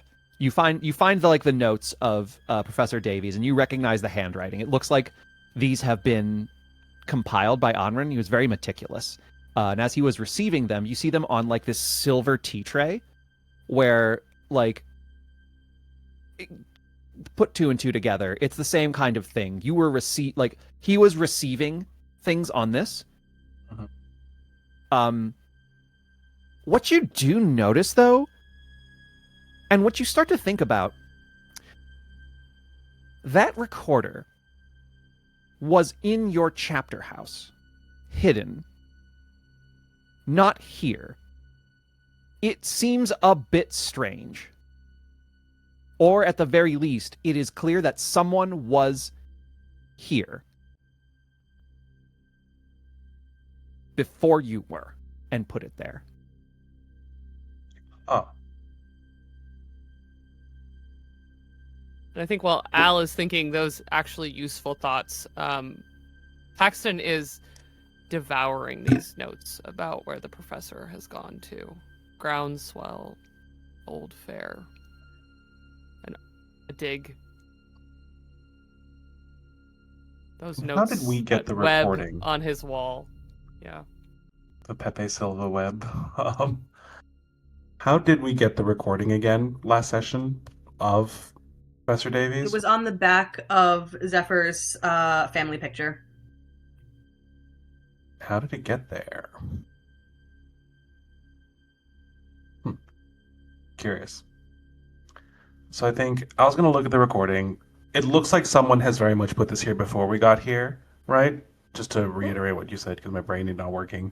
It's like it's organized, and it's possible that it was just like the way that he kept the notes together. But given that, like, again, all these other notes clearly came before this last recording. The last recording would have had to have come through here, right? Why was it in the chapter house? Yeah. After Interesting. Anran had been shot. Knowing what I know about Anran, is there a way that I could look over this and see if there is a hole where a recording belongs? I will let you make a focus roll to think about like your relationship with Anran and how this might relate. No, that's a 1. Yeah, no. There's blood in this room. You're Yeah, fucking struggling. And I'm like... It's not just any trying to- blood either. It's Anran's blood. Yeah. I think I'm trying to go through, like, what is normal protocol, and, like, trying to, if I were in Anran's shoes and I knew that there was potentially danger approaching, like, what would I have done to get this recording? Knowing how by the books Anran is. Yeah. What did he do that was outside of the books, that was not his normal play? I think that's what I'm trying to piece together. Like, trying to figure out the rationale for the move, and if there's something to be discovered that way. No, not right now. No? But hold on to that for later and think about it. Oh, I thought too far ahead again. Okay. No, it's just there's not really an answer in here. I don't think you'll find. Noted. Well, and then as long as we have notes on the dig and Old Fair, and that could reasonably give us a direction to begin looking for where Professor Davies is, then I think Al is sated. Paxton is nose deep in them and seems to like already be sorting through and trying to piece together like locations as much as, you know, people can learn the geography of Old Fair. Yeah, and as I'm gonna go ahead and just you make your way back out in the same way you came in. And you, Paxton, are passively familiar with the Anatithani. Not its location. Just No. you sort of researched a lot retroactively once you found the door. And you often wondered if the two were connected. Never found proof to connect them, but with that, let's head over to our second party. Zephyr, Cyril. You head to the periphery of the Varnish, their local office. Do we have Carlisle with us as well? You do have Carlisle with you.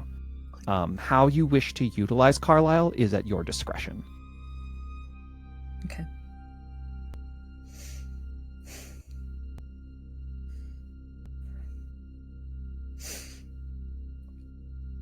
So how do I do this?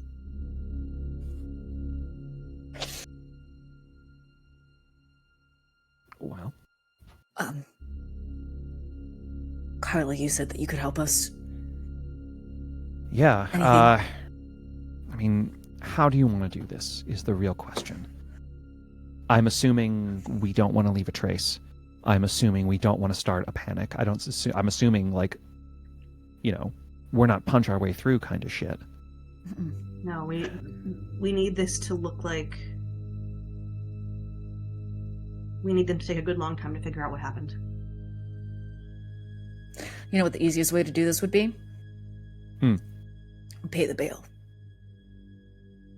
I don't know if there is bail. Not for Probably murder. Probably a little too early for that, but We don't also have if I have any money bets... for murder bail. Also, if I had any bets, Barlow would probably try and interfere and prevent that from happening. Yeah. That would be too easy. Okay. Still, it's our best bet to make this look as... Problem is, the minute they figure out she's gone, she's going to look even guiltier. The way I understand it, your choices now are guilty or dead. Guilty or dead. Does... With the few times that Cyril ever worked for Barlow or did things for Barlow, did Cyril ever come across any information that about periphery guards being in Barlow's pockets? I'm assuming. Oh, yeah. There's Mhm. scatterings all over the city. Mhm. Like, this man's web reaches deep. Yeah. You're not certain if this particular periphery has any or who they would be, but you do know that the periphery is littered with his plants. Yeah. Carla's going to look at you and is like, I will scout the perimeter here. It's probably safer for me than either of you just to get a lay of it. Wait here. Don't draw attention to yourselves. You can do that, right? Looks at Zephyr, like, very worriedly. Yeah, I'll... Yeah. All right. Are you... Here. Be careful, please. Cyril. Look who you're talking to. He winks at you and Yeah. steps away. Exactly. I know exactly who I'm talking to. The person that knows everybody in the city and probably everyone in He's the like city knows walking him too. away and just like waving his hand in the air. Yeah. Okay. Fuck. And I think the minute we're alone, I will kind of reach within, as I have before, and attempt to kind of talk to my lovely shadow passenger and just be like, you knew that I had to get home, and you helped. Help how, Zephyr Green? How did you know that I had to go home? It is difficult to explain. There is something around Viridian Lane that we feel. But more than that, we feel many? Many. It is as though they are in two places at once. Now that we are closer to the proximity of this one, we can tell the difference. But we can feel spikes when emotions peak. We do not know how to explain it. Can you sense her now? Do you know where she is? With specificity, no.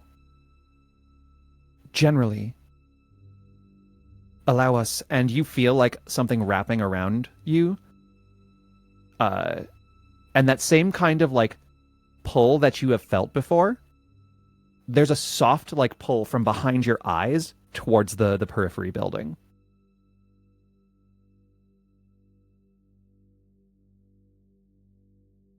And the other one? It is too far. It is just general right now. We know they are out there, but there is another feeling that is not in there. We are sorry that we cannot be more specific.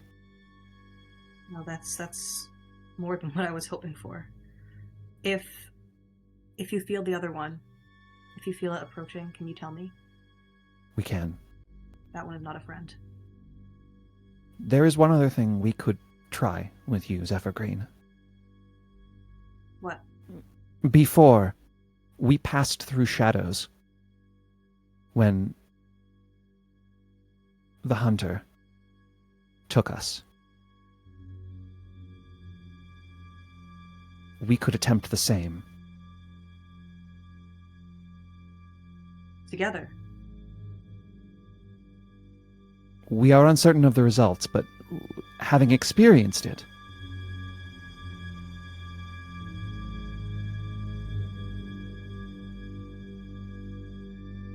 Just us, though. We couldn't take someone with us. we are not sure. We could try.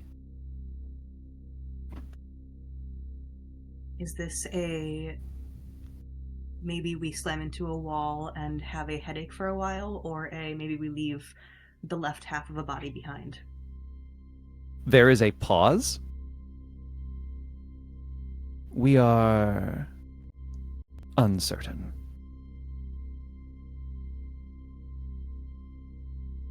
Thank you for being my friend.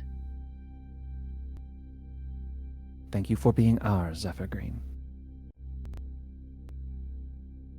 And I will turn back to Cyril. Cyril's been standing there, like, against the wall, arms crossed, looking at Zephyr, knowing very well that Zephyr is having a private, silent conversation with their passenger. I feel like at this point in time, it's not weird for this to happen. Yeah, you've seen it enough times at this point. And they'll kind of look at you, and my passenger can sense her. Both of them. Well, that's useful. Okay. We know she's definitely here. We know the other one is out there, but it's difficult to... It appears that the farther they are, the more difficult it is to get a proper pinpoint on the location, but we know that they're out there. And if the other one comes close, we will know. Right, okay, so... And we know those things only last a few days, right? What few days? The clones, they only last a few days before they die. But also it doesn't mean they didn't make more. That's what Avery said, but... They perfected it more? Maybe? I don't know this shit. And there's one more thing. We may be able to pass through shadows. I don't know how well it will work or if I can take people with me. But it is a possibility. I don't know. It's not something that we should really try here unless we are in an extremely bad spot, but it's something to know. Well, at least we have options. I think Cyril has been very fidgety, also with their lighter, just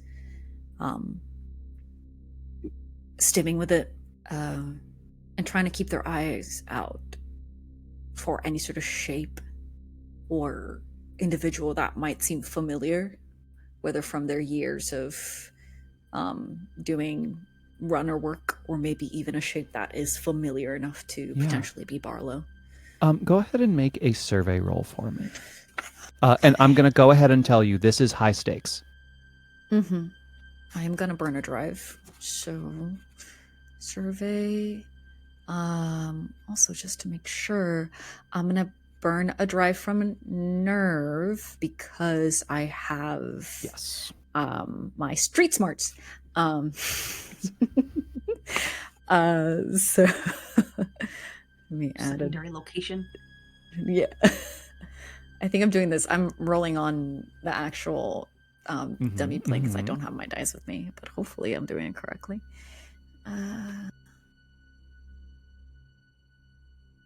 Ooh, I got 2 5s.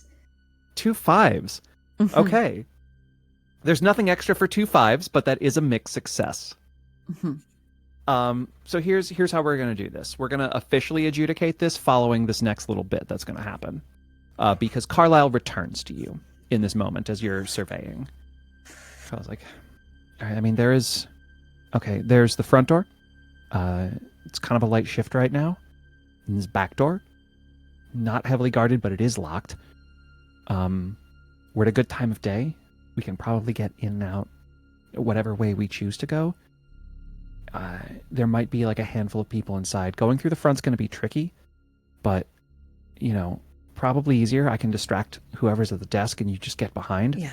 It might take longer to go through the back. I don't really know. And as he is like giving you all of this information, you clock someone in a periphery uniform. Except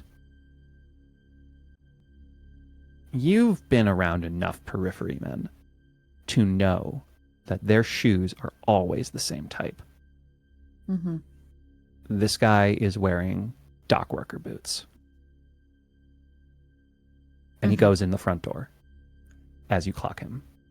The consequence of the front door. The consequence of your mixed success is you did not clock him early enough.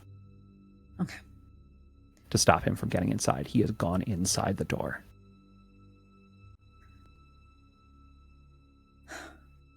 Carla, go inside. There's a man. What'd you say? Dock worker boots. Got it. Not the shiny black ones the periphery people wear. Try and go in what? now. I got We're gonna it. go in the back. Go. And Carlisle immediately, he's done this enough times with you over the years. He doesn't need more. And he goes in the front door. You make your way down the back alley. There you see a steel door. It's got one of those slat grates across the back of it, and it's a bit of a deadbolt. Yeah, I have burglary equipment as You part sure of do. my gear. So I am, as part of my specialty, so I am going to try and get us a break through this door. Yeah. This is a... Oh, this is a good question. Assuming... let me look at it. I think this is a control roll? Right. Control, yeah. Yeah, I think this is a control finesse. roll. Yeah. Mm-hmm. And once again, stakes are high. Yeah. I am probably going to burn another drive because... Let's see. Okay. Full. The drive. Is there anything that that Zephyr does in the moment while they're waiting?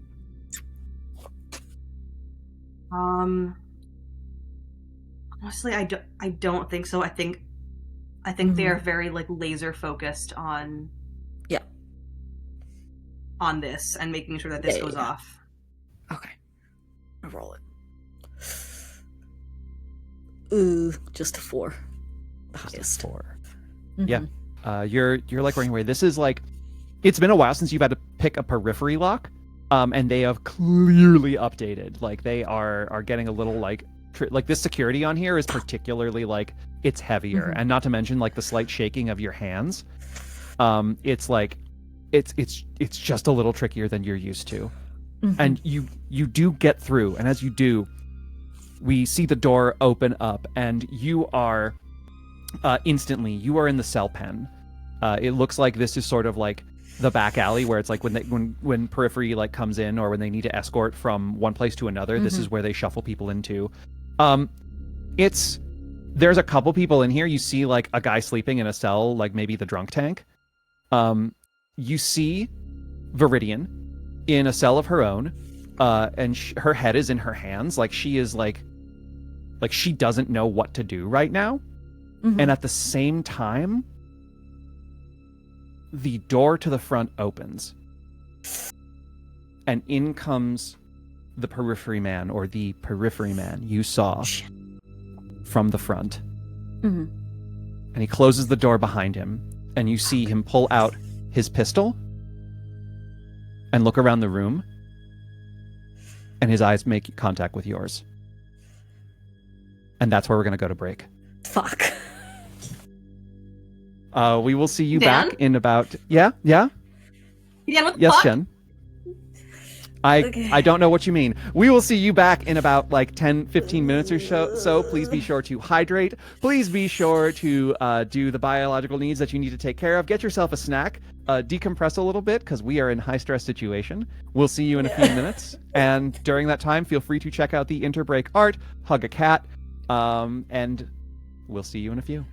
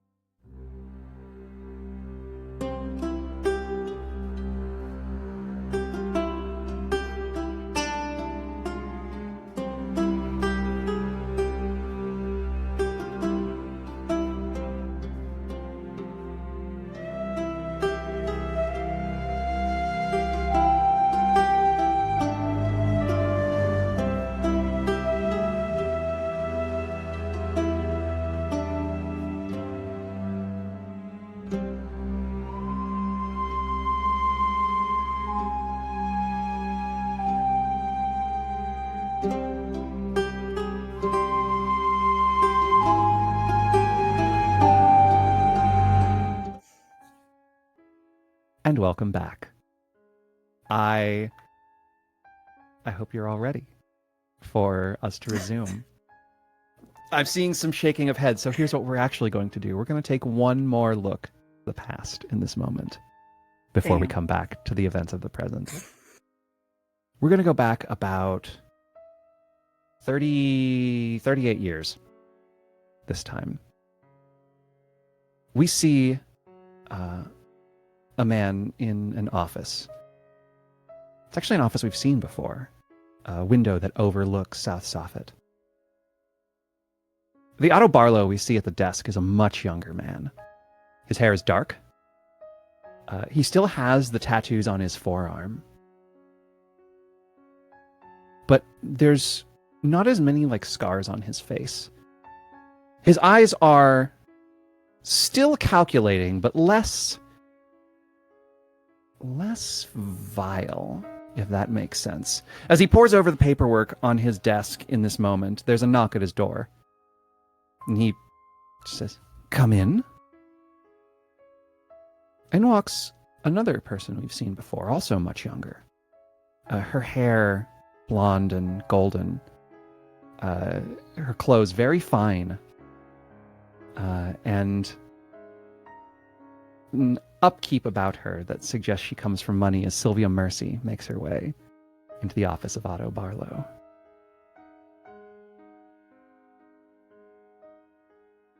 And Otto stands up as she comes in,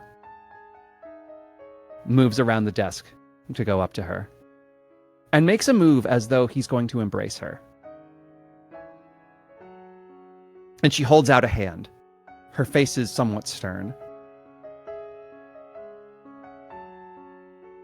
I need you to tell me the truth, Otto.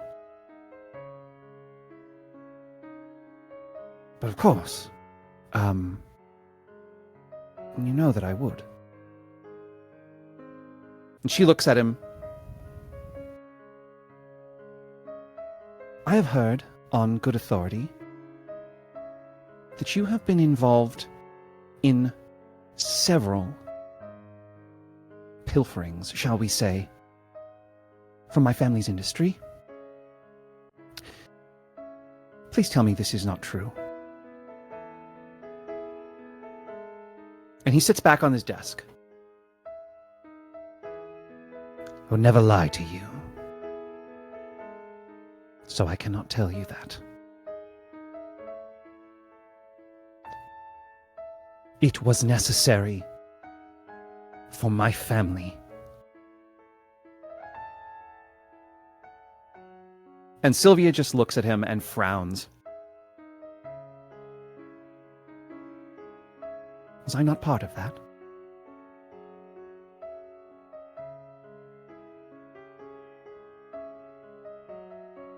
And he is the first time we've ever seen this man sort of lost for words. Sylvia looks downcast and she says, "You will never hear from me again after this, if I can avoid it. Goodbye, Otto." And she goes to leave. And before she makes the way out, Otto says, "One question, Sylvia. Where did you hear this from?" She pauses.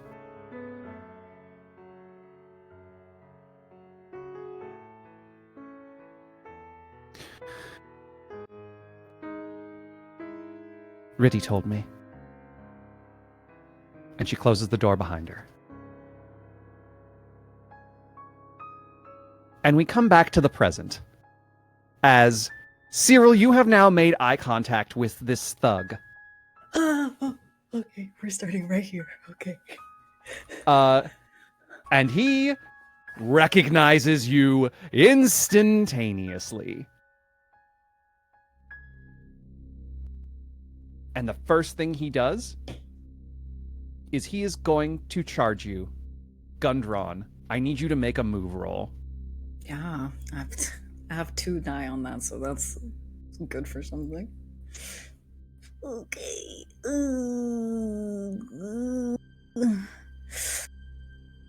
Okay. A 6 and a 2. A 6. Okay. Yes. Yeah. It looks like he is trying to keep his shot limited. Like, as far as you can tell, he would have shot you if he didn't have a mission for that bullet and just takes a swing at your head. But you clock him fast enough that you are able to roll out of the way. As this happens, Viridian starts up and she like grabs at the bars and she just sees you and her face is drained. Like looks blanched instantly. Zephyr, what are you doing? I'm going for the throat. Okay. I'm going to go ahead and mark a hand weapon.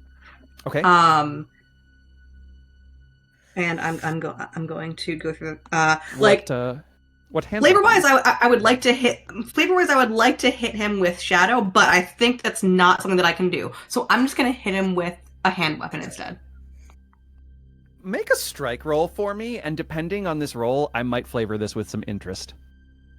Yeah, okay. All right. Okay, I don't have really anything that I can add to this, so we're just gonna go for it. Okay, it's a 5. That's a 5. Mixed success, yeah. You reach out. You pull this knife, shall we say, out of your pocket. Yeah. Pocket knife. It's my butterfly knife! It's your butterfly knife. You have this butterfly knife. You don't have to mark off another slot. This is the same one that you've already marked off, I think. Or no, this is a new assignment. Yeah. You pull out the butterfly knife that Viridian gave you all those years ago. and you make a stab literally for the throat. You're at a mixed success, so it's not quite going to cut it. Like, this man has been in enough street fights that you're not going to get him right off the rip. Even surprises he didn't see you. He's going to take a cut along, like, the clavicle as you come in, but he's going to turn and backhand you with the gun. You are going to take a body and reel backwards. And you hear Viridian cry out as you get hit. He is now going to turn back to Cyril and try and make a kick at you. What do you want to do? I think. Let me see.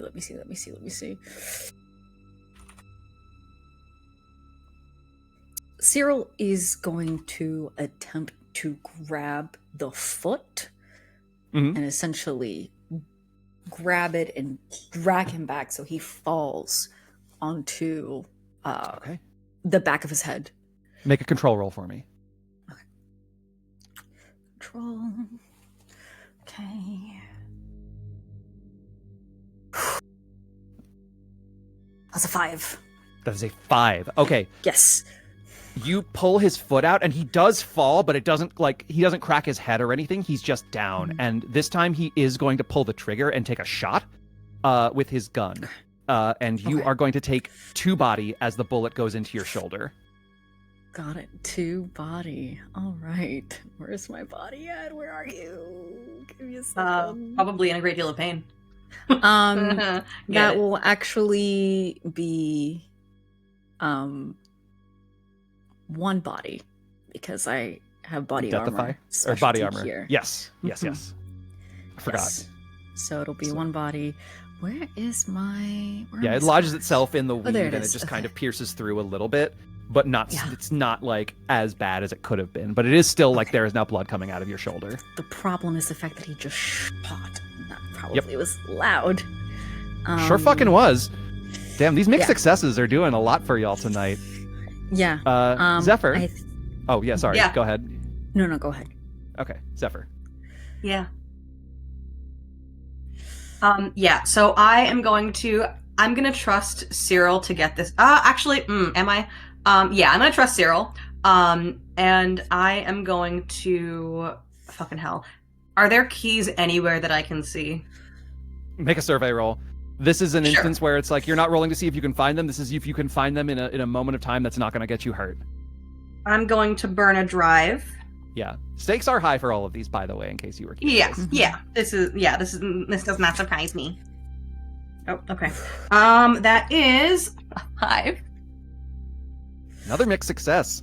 Yeah, you can see keys. They are over by like this hook by the door that this guy came in on, which is a bit far from you as you are back by the back door itself. You can get over there, but getting past this guy is going to be difficult without taking like any kind of opportunity attack, so to speak.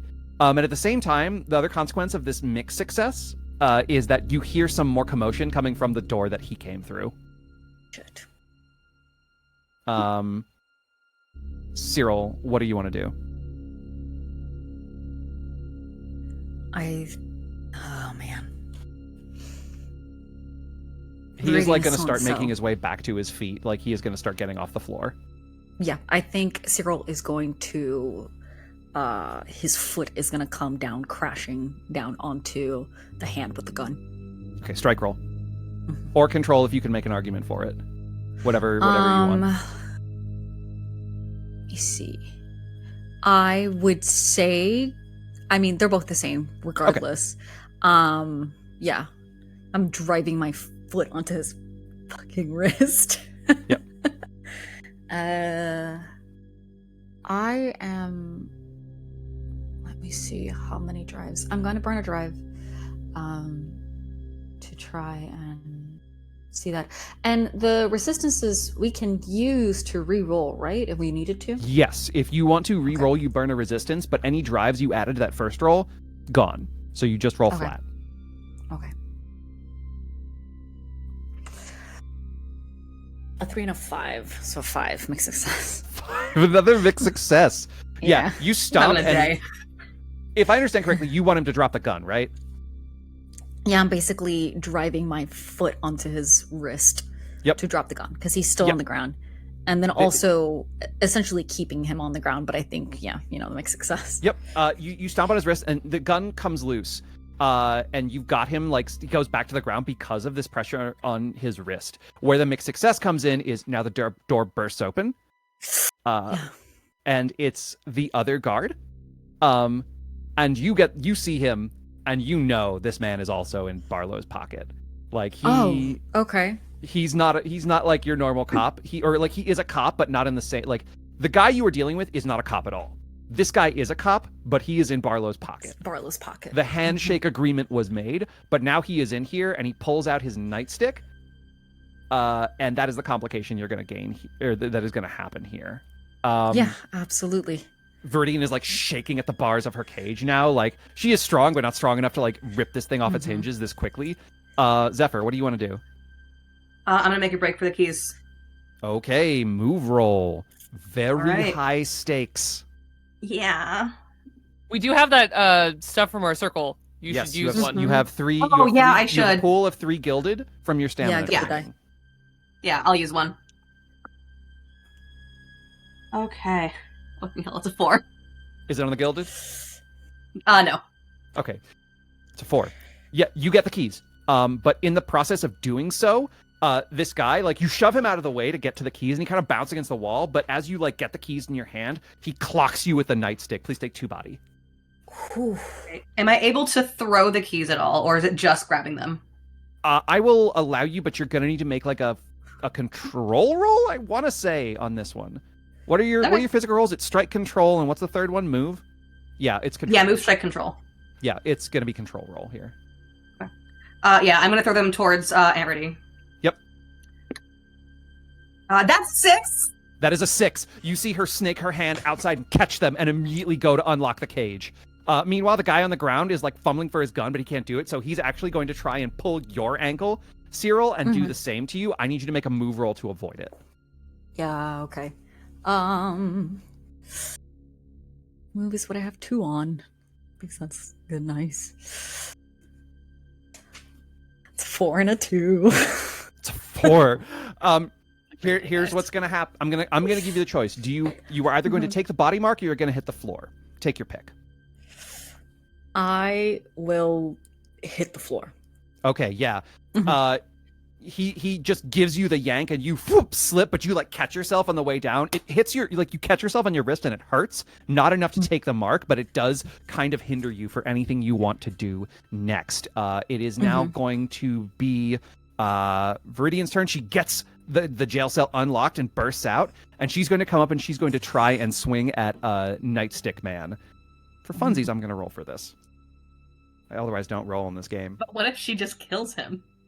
Well, that is a mixed success. And she does, in fact, she gets the contact on his jaw, and Riddy built Riddy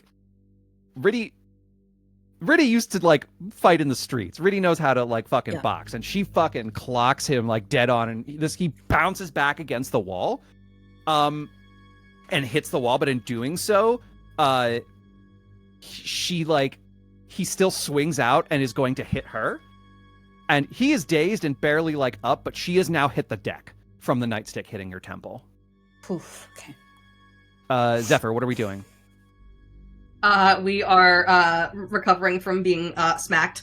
And then we are going to... Oh my god, everything's fine. I think I'm just going to have to go for the guy that just hit my Aunt Riddy. Makes sense. And butterfly knife him and see see what happens. Strike or what could control? Possibly go wrong. What? Strike or control? Probably. I think control probably. Okay. Okay. I have good news and bad news. Okay. The good news is that's a 5. The bad news is that I already have 3 body marks, so this might be the end of Zephyr. Oh my god. Given the situation, I was not going to give you a body mark for this. Okay. This was not the consequence here for failure. Okay.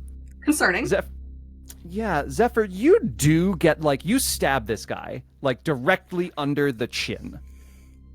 And you get him, and he just because there was no way he was going to be able to fend this off, being dazed from a fucking straight right from the former queen of the fucking streets.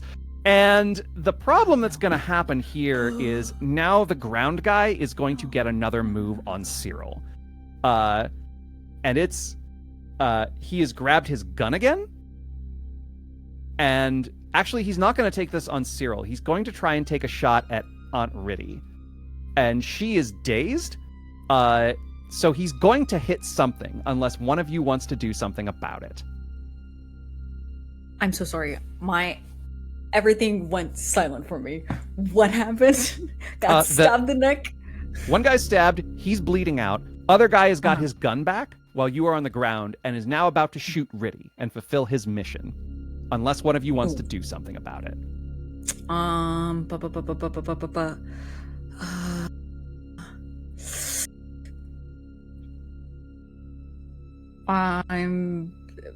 Can I try and get up and knock him down? Essentially, like, tackle him?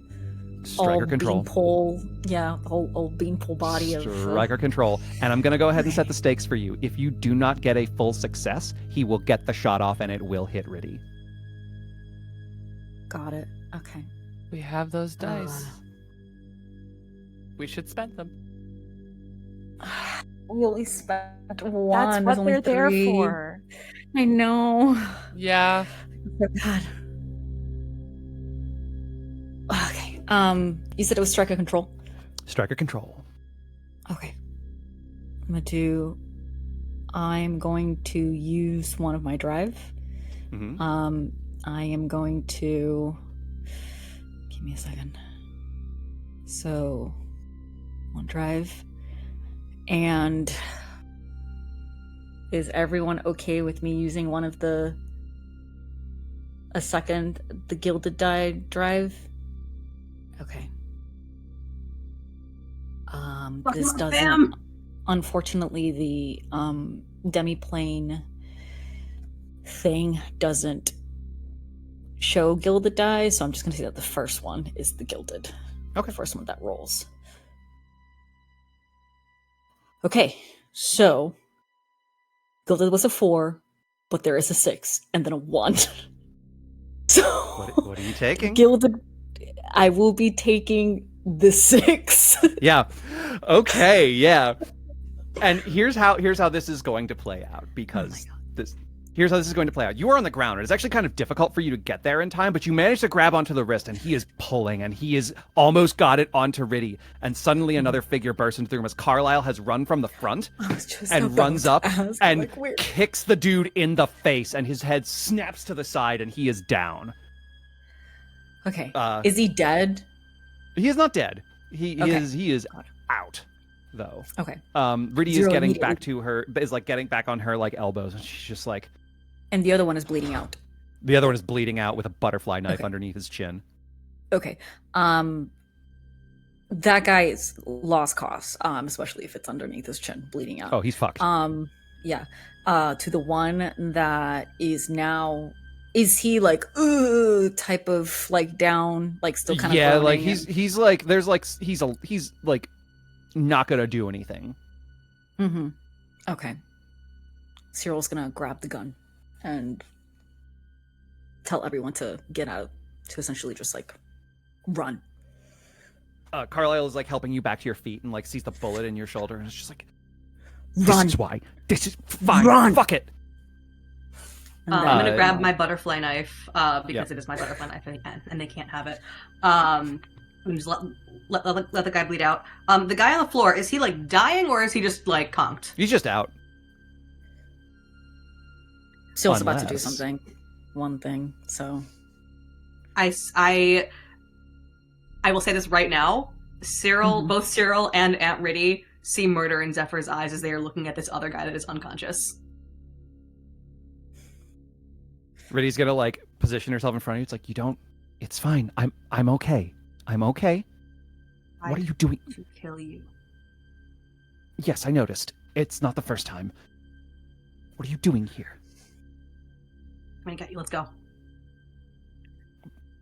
And I'll grab her hand. And I'll just like. Oh my god. Believing. What is Viridian's last name again? Lane. Lane, yeah. Cyril grabs this man's gun with the single bullet, right? Or was it a single bullet or was it another one? No, he's got more bullets in there. He was trying to keep it to one bullet. Got it. Cyril grabs him by the lapels and pulls him up. Get this message to Barlow. Viridian Lane is with Cyril Craven. She is not to be touched. And then Cyril conks him in the fucking head again and then runs out. He like starts like, he's gonna fuck it, and just like out. You'll make your way back into the streets, back to the car that Carlisle has driven you over in, and you make your getaway. Let's go back to Team Fourth Pharos as you make your way back into the chapter house of Silver and Lead. Notes in hand. So these notes. Yeah. As a lurker in Groundswell and a person somewhat familiar with some of the oddities of Old Fair, how good of a trajectory do I have? Make a focus roll. This is again not to see whether you can get there, but how long it's going to take. I'm gonna spend a drive. Hey Dan, sound less smug. No. Hey, but I rolled a 6. You know that this is their pride and joy as Lightkeeper. Look at me withholding. Look at me. I would never. That was a 6, he said? Yeah. Yeah, you probably were closer to the Anatithani than you ever realized. Fucking swearing under his breath. He's like this. It was right there the whole time. Yeah. It was actually the area that you specifically liked to avoid. Mostly because it was creepy as shit. Like, it was an area of a cavern where it's like anytime you got close, the air just felt bad. And you were just like, nope, not today. And inebriated spelunking means vibes. It's just vibes. It's vibes all the way down. It's just vibes. It was like too much of a dead end. It went too deep, too fast. Like, you did not want to fuck with that. Yeah. You did not want to fuck with that at all. And you found enough terrible shit to begin with, didn't you? It's fine. Yeah. You could get back there without much ado. You could probably get back there. So, we need to get to Groundswell, and from Groundswell we need to find the Anatithani, which seems to be a bit of a precarious jaunt as always. Old Fair is not for casual strolling, as it were. I don't think we are either. So, shall we go see how the others have fared? Probably. Yeah. Yes. Capable and what was you called as powerful or whatever as we are? Probably not. 2 of us aren't enough. That's very astute of you, Al. I am nothing if not that. Like, shrugs. Okay. Let's say you all get back to your rendezvous point. Where would that be, number 1? Probably Carlisle's, right? Okay. Solid. Yeah. Easy enough. I'll keep my bartender friend company. Great. She's down to hang. Yeah. She's just yeah, like, she is. Y'all look fucking stressed. And second question, Team Jailbreak. Are you gonna alert Amaris? Oh yeah, aunt number 7. Listen, I can The only mechanic know where in- Amaris went. Yeah. Amaris was going to try like means of securing release. the means you have of contacting her, I'm not going to make you like suss this out. It's your pins, right? You can alert her. I will. I can only imagine Yeah, I will that probably have Zephyr alerted is her taking care of that. to. Yeah. Yeah. Zephyr is going to alert her, and just kind of tell her where to meet us. Because I'm not going to risk any kind of telepathic communication over airwaves being intercepted somehow. Yeah. And I think Just like I need Cyril's you with, at this place. I feel like Cyril's with Carlisle. They're probably like patching him up. But He's just like we're going to get this fucking bullet out of your shoulder. Although I will admit, bullets less scary than fucking, what did they say, zombies at the bottom of the fucking sea. Not now. Okay. It's not the time. And how It's not the about we time. just let's turn this around to me. So you and What is Carla, that supposed to mean? You and Pax. What is that? Oh, that? Is he was he like a client of yours? Like Yes, and he was around quite a bit. At first, a lot of us felt kind of bad for him. He was a wreck. We tried to steer him back on the right path. He is a good person. yeah, I know. Bit of a rake. I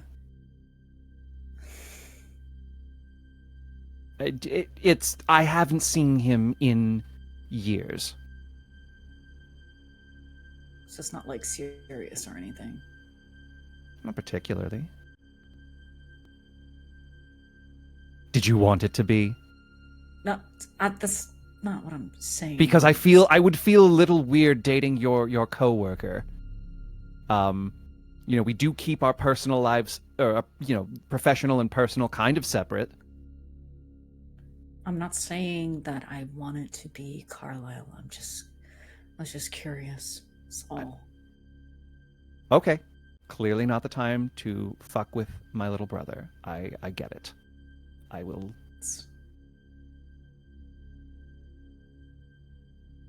It's fine. He punches your shoulder softly. Ow! Fuck, Right on the fucking bullet shit, hole. I'm so sorry. Look, all you have to know is that not all of us have a perfect level of charisma. I don't know how to fucking deal with it. No, you do not. Viridian has given you, Zephyr, instructions of how to do fucking Morse code so that she gets, Amara gets the message. And when we reconvene you all at the at this establishment in Red Lamp, I think based on the rolls, I do believe that Team Pharos gets back first by a country mile. Also, Sans Scars. Sun scars, yeah. You guys are fine. Unharmed. Nobody took a scar. Nobody took a scar. You're just Sans marks for givesies. Yeah. You get in with Viridian, and both Zephyr and Cyril look like a little worse for wear. Zephyr's beat to shit. Yeah. You both look like you've been dragged behind a carriage. So jail went good for you. Yep. So smooth, so perfect. I'm glad you could tell. Would you be a dear, Al, and grab the first aid kit, please? Yeah, Al grabs the first aid kit. One of us is shot. One of us has a fucking broken nose or some shit. Yeah, and Carlisle has grabbed you, Cyril, and is sitting you down and is going to start working on getting the bullet out of your shoulder. Mm-hmm. And Viridian is sitting down with you, Zephyr, and is just why did you do that? Because Why did you knew that they were coming for you. Who were they? Barlow. Oh, fuck. So what's the story? Because you told us you didn't want us to give him your name when we went looking for Yeah. a way to get into the Devil's Well. So what? Well, I used to run with that crew. I was a pickpocket. Barlow and I were close. The earliest iterations of his conceptions of family, I think. He It's certainly difficult to believe, but he was in love once. With you? Not with you. Oh God, no! God, no! No, some rich girl. But he couldn't help himself. He double-dealed. He used his insider knowledge to rob her family's company. What For the betterment of was her us as name? his family. Sylvia, I think? What? Paxton, who had just been standing over all of the papers that he'd just kind of spread out to make sure he had everything in order, turns around, tries not to be too animated. I couldn't let it go on, and I was already on my own way out. I'd met, and gestures over to Zephyr, I'd met your aunt, and I Miss started Sylvia. feeling unsafe, and I told her. And she left him. And I don't think he ever forgave me for that. Hold on. This Sylvia, I need more detail. Do you have... What kind of business are we talking? Shipping, I think? Her family was well connected. I knew that much. She came from a very wealthy estate, and I can't remember much else about her. Blonde, I think. Max, do She's you a know her? kind woman.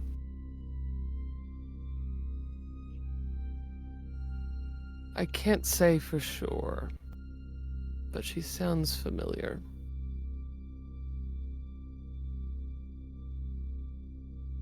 And there's reason to believe that someone I know matches that description.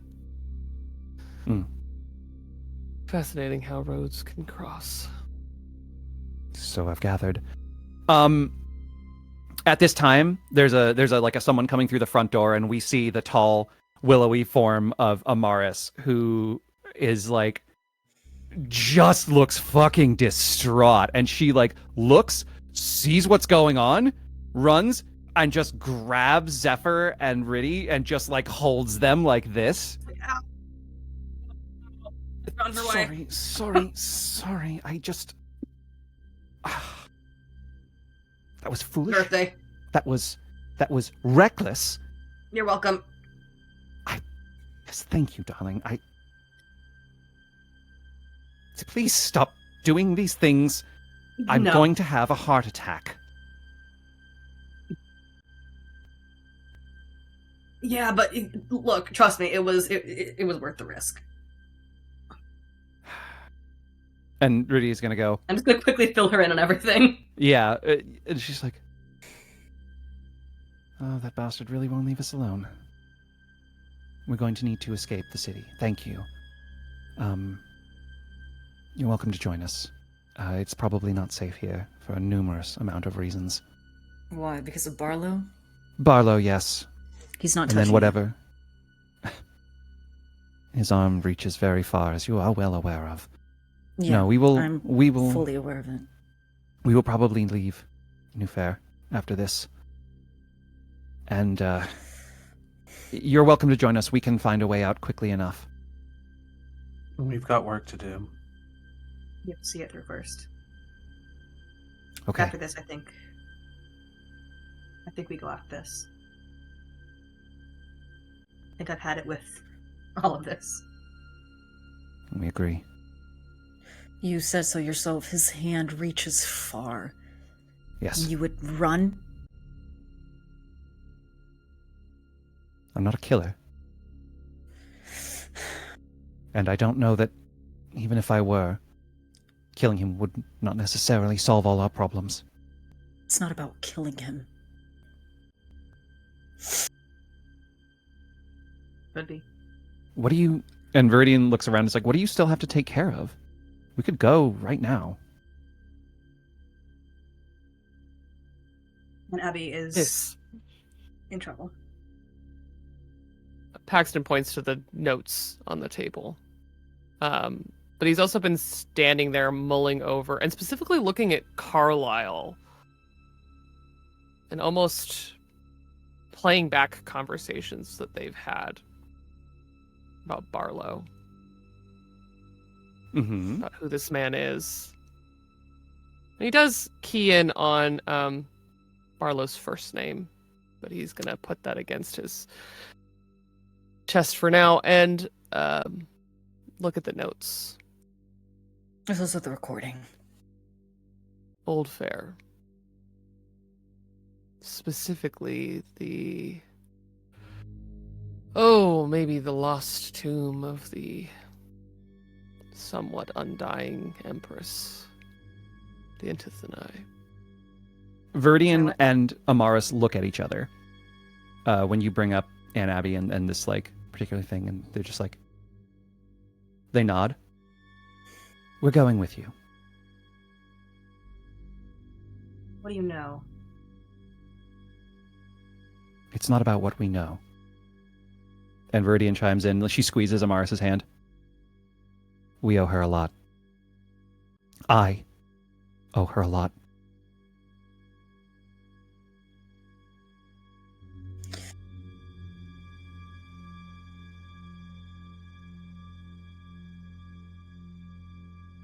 Let's go. Okay, but if you die, I'll kill you myself. Viridian reaches out and just like messes you with your hair a little bit. And with that, let's cut away from here. Abigail, Yes. you come back to consciousness painfully. You are aware of a great deal of pain in the side of your neck and your throat. Yep.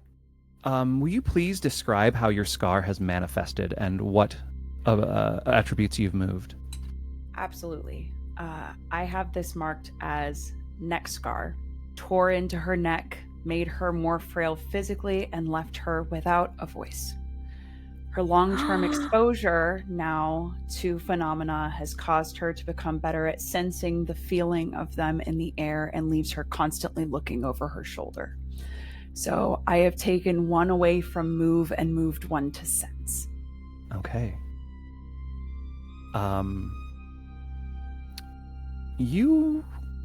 When you wake up, you try and move your hand up to your neck, and you find that you're not able to do that. Your wrist catches against something. Your other wrist catches against something, and you open your eyes, and it is blurry. You see gas lamps flittering until your eyes focus. You are still in the camp, you realize. The other bodies lying around you, beginning to smell just a little bit from where you are. But you are not alone. Your wrists are tied to this chair you are sitting in. And standing in front of you is a woman. One you've not met face to face in almost a decade, but you've seen on video as recently as this year. And Violet just looks at you. It's like, gee, breathe, Professor, breathe. And there's like a splatter of blood across the ground as well. And you see behind her this figure that looks like Viridian, but clearly isn't Viridian at this point, who has blood all along the bottom of her jaw, dried and caked. I do apologize for... you've met... Well, this is not necessarily the Dr. Lane you're familiar with. And I know you are familiar with her. After all, and she pulls a book out from behind her that looks like it's caked in ash. It was so fascinating to find your name in the guest book of my burned laboratory. I wonder what you were doing there that night. But I certainly have other questions I'd love to know the answers to.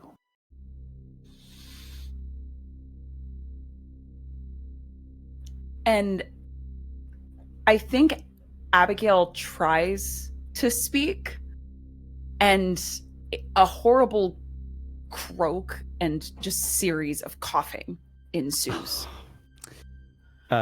she's going to like reach and pull out like a little like metal flask and it's like offer you water. Her hands are bound fully. She's energyless. I think if you hold it up to her lips, is that what happens? Violet, yeah, that's what she's gonna do. She takes it with her mouth and she like flings it.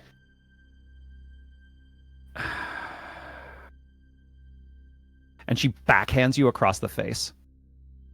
Is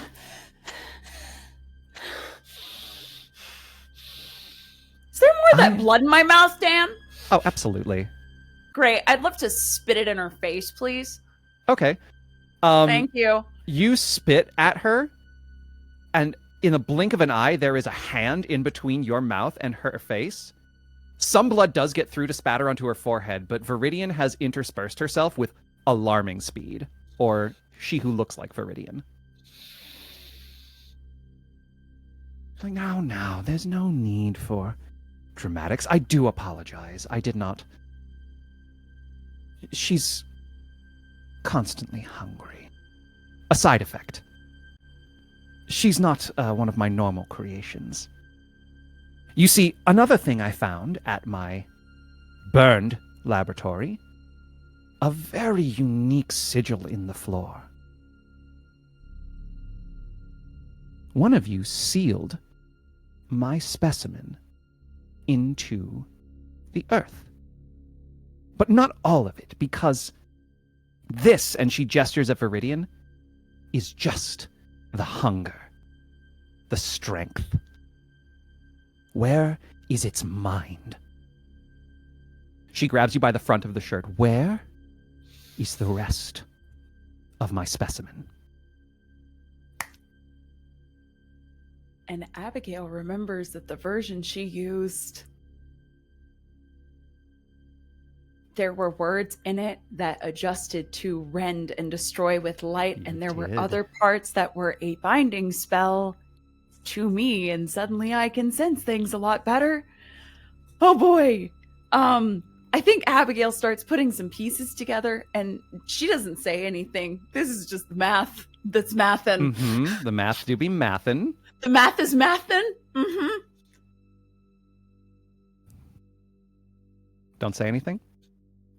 Well, I can't, but the question that's posed is, there happens to be a sigil. You wouldn't happen to know who did it. I think there's a look in her eye that she absolutely does know and is not going to give her that information. I meant what I said 10 years ago. I think you're brilliant. We have been surrounded by fettered, blinkered animals. They did not appreciate you. They cast you out. But I can show them now. I can show them, and I can have my reunification. It's real. Look at me. And she gestures down at her feet, and for the first time you notice that Violet Boucher does not have a shadow in this flickering light. And she is one of them. I think...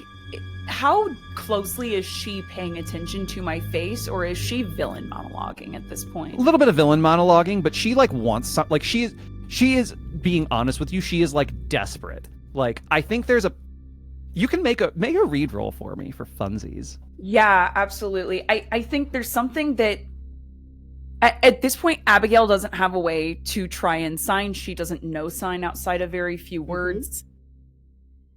She can't speak, she can't write. Yep. So the only thing she has is to try and very articulately mouth something simple. Yep.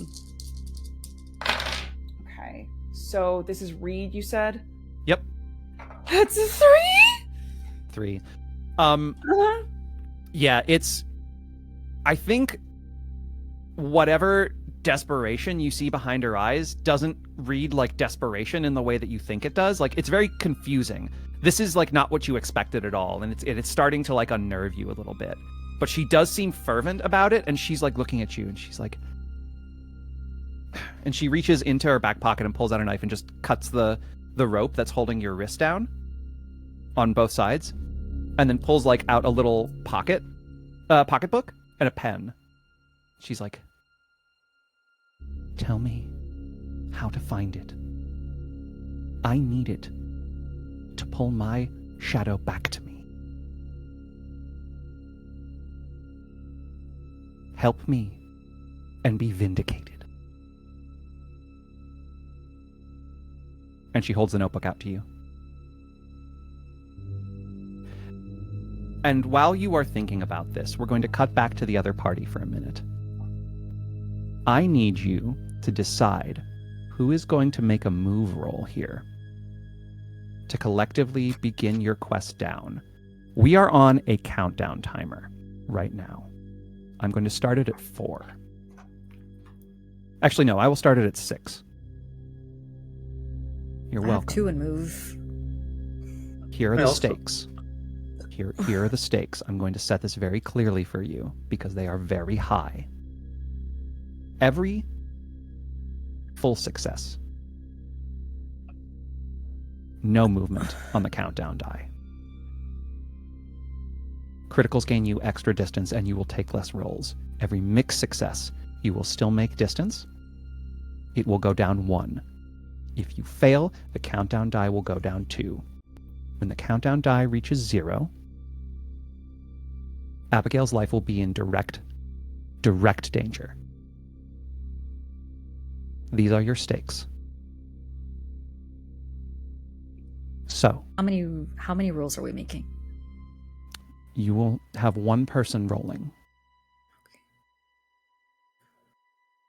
Decide who it is. Assist as you would like to.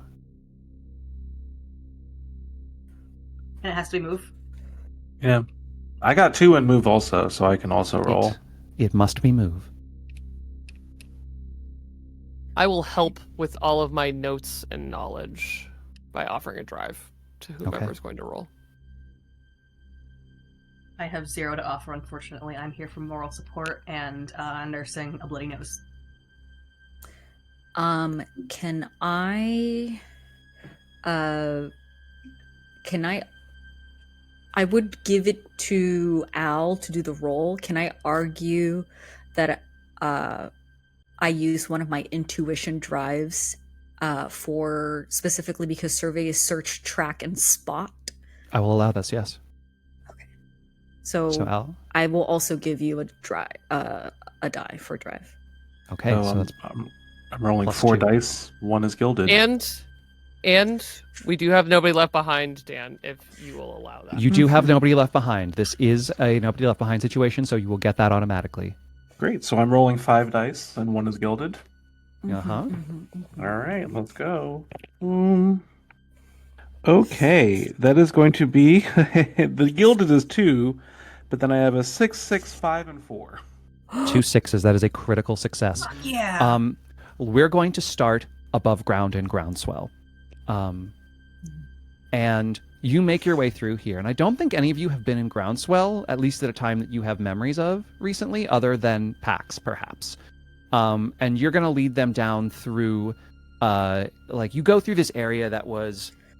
There are areas in groundswell that are hard to rebuild upon, right? There were houses on them once, and then there's a lot of rubble and ruin because pieces of old fare just kept emerging, right? That's it erupted out of the ground, hence groundswell. And you're in an area of like ruined houses. And you make your way through here. And you finally find like the sort of like downward slope into a cave that will take you in. This is where you first went in, Paxton. Zephyr, as you pass by here, you feel cold. Like a deep chill in your bones. Make a sense roll for me. Okay. That's the worst that could happen. Huh. What? Just, Well, that is a 6. Okay. Unfortunately, my gilded die was a 1, so we're just gonna keep the 6. Zephyr, Yeah. the chill is coming from you and also your passenger. It's in both of you. It's not just their emotions. It's something inside of you as well. And it feels cold. Literally cold. I think as we are moving, probably the ants are going to be the most attuned to it, but Zephyr starts shivering a little bit, kind of like pulling their clothes a little bit tighter around themselves, like they're trying to warm up. Yeah, it's I'm going to ask uncomfortable. my passenger, do you feel that? We hope to never be here again. Again. Do you not recognize this place, Zephyr Green? Should I? Oh. This used to be your home. Yeah. Abigail, you have been handed a notebook and pen. What are you doing? Abigail takes the notebook. She, at first, it's a staring at it in detestation, and finally she stops and considers, kind of snatches it, takes the end of the pen, like pops it off with her mouth, and writes. And Dan, how close is my gun? I held it up to the being and hesitated because it looked like... Yeah, you did. Make a survey roll for me. This is to see if you can garner it without drawing attention to yourself. Absolutely. Actually, I was going to ask, could this be justified as focus? Inspecting, analyzing, remembering? Or do you think this is a 100% survey? I mostly think this is going to be a survey roll because you went unconscious and you did not where you placed it is not where it is not where you placed it. No, so that's real. Find it. Yeah. That is a 2. That's not gonna be it. Gang, nope. Nope. You start to kind of look around, but you're distracted because there is a growling coming from the Viridian in front of you. That's fair. As you begin to write. Second move roll. Okay. Hold on to that thought. Second move roll. Who's doing it? Who's burning drive? I can do it again. Mm-hmm. I cannot be trusted with dice. Anyone burning drive for it? I only have so many, but I will offer one more. Do we think it's now or later? I think it's now. Now is fine because we get one already from No One Left Behind. Yeah. So I'll roll 4. Mhm. I think rolling 4 is fine. And I'll give you one now, and I think we're reaching also like the edges of Paxton's like lucid memory of Old Fair anyway, so that makes sense to me. Great. Okay, so hilariously, that is 3 1s, but a 6 on the golden die. Oh Gilded my die. God. 6 on Gilded. Take back a drive. Take back a drive. Your countdown die does not go down. Yeah, that was rough. All right. I will. Okay, and we're gonna go back to Abigail as you continue to make your way through. Paxton, you pass through old places you thought you'd never, ever see again, and it is just like it's a lot to go through here. The person you were, it's like a ghost around you. Abigail, for that miss, your countdown die is going down to 4. What are you Absolutely. doing? You have the book and a pen. She wrote the note. Mm-hmm. She hands it back, the notebook, and keeps the pen gripped tightly in one hand. Violet looks at the book and she reads your note. Do you wanna read it or should I? She doesn't have a voice anymore. Please. Okay. I would love to hear this from the Lightkeeper. It reads, I meant what I said 10 years ago to you in that office. The famished do not make deals without consequences. And penumbered beings aren't yours to use as an accessory for your selfish immortality. You're right, Doctor. I am brilliant. And as long as I live and hold that brilliance, you will never find the famished. So with all due respect to your station, you can go fuck yourself. You see Violet's face fall in a very, not just disappointed way, but it's like she's lost something. She closes the book, and she hands it back to you. And she just stands there for a moment. You were the first person in 300 years that I thought reminded me of her.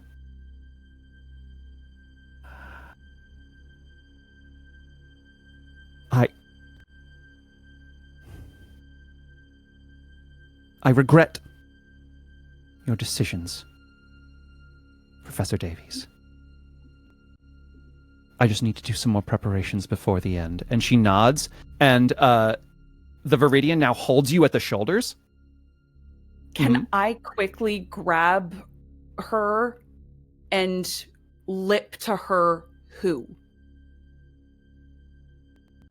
Make a sway roll. The stakes are very, very high.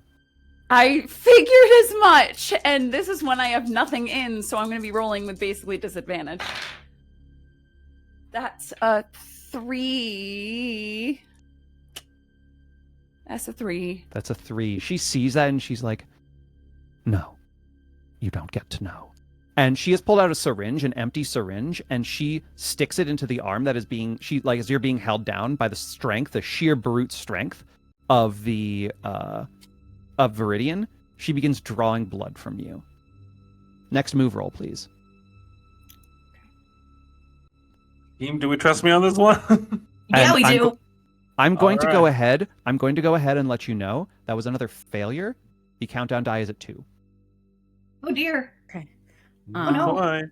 I will spend a drive this time. I think, So that- can I also spend my own drive, right? Oh, of course. You can Yeah, always I'm spend gonna- your own drives. I'm gonna You burn a max nerve out at drive. 6. You max Yeah. out at 6 die, though. Just keep that in mind Great. so you don't burn extra drive. So then if Cyril gives me one, so I get 3, and then Cyril gives me one, and I give me one, so that's 5 total I'm rolling. And That's then with the nobody plus left from the behind. nobody left behind? Or is that how you got 3? That's Okay. including the nobody left behind, yeah. Great. Mm-hmm. Here we go. Great is a strong Okay. word, man.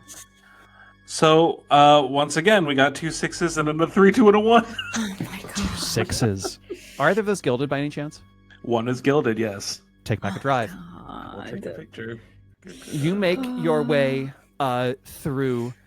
I had something really fun prepared. If you didn't quite get that on this one, but This find is out. amazing.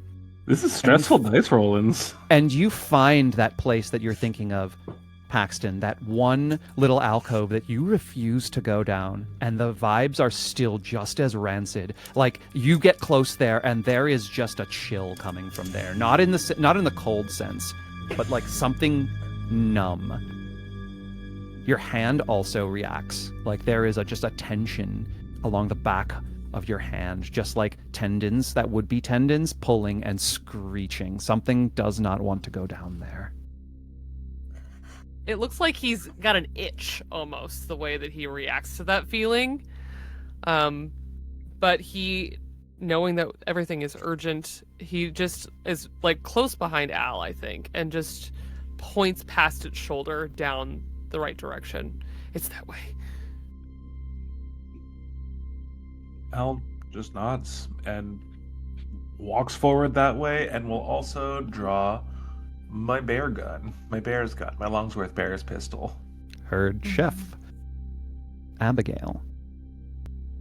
Violet finishes drawing blood into a syringe, caps it, and puts it into a pouch. It'll be useful later. It might be the case that maybe you can have a second chance.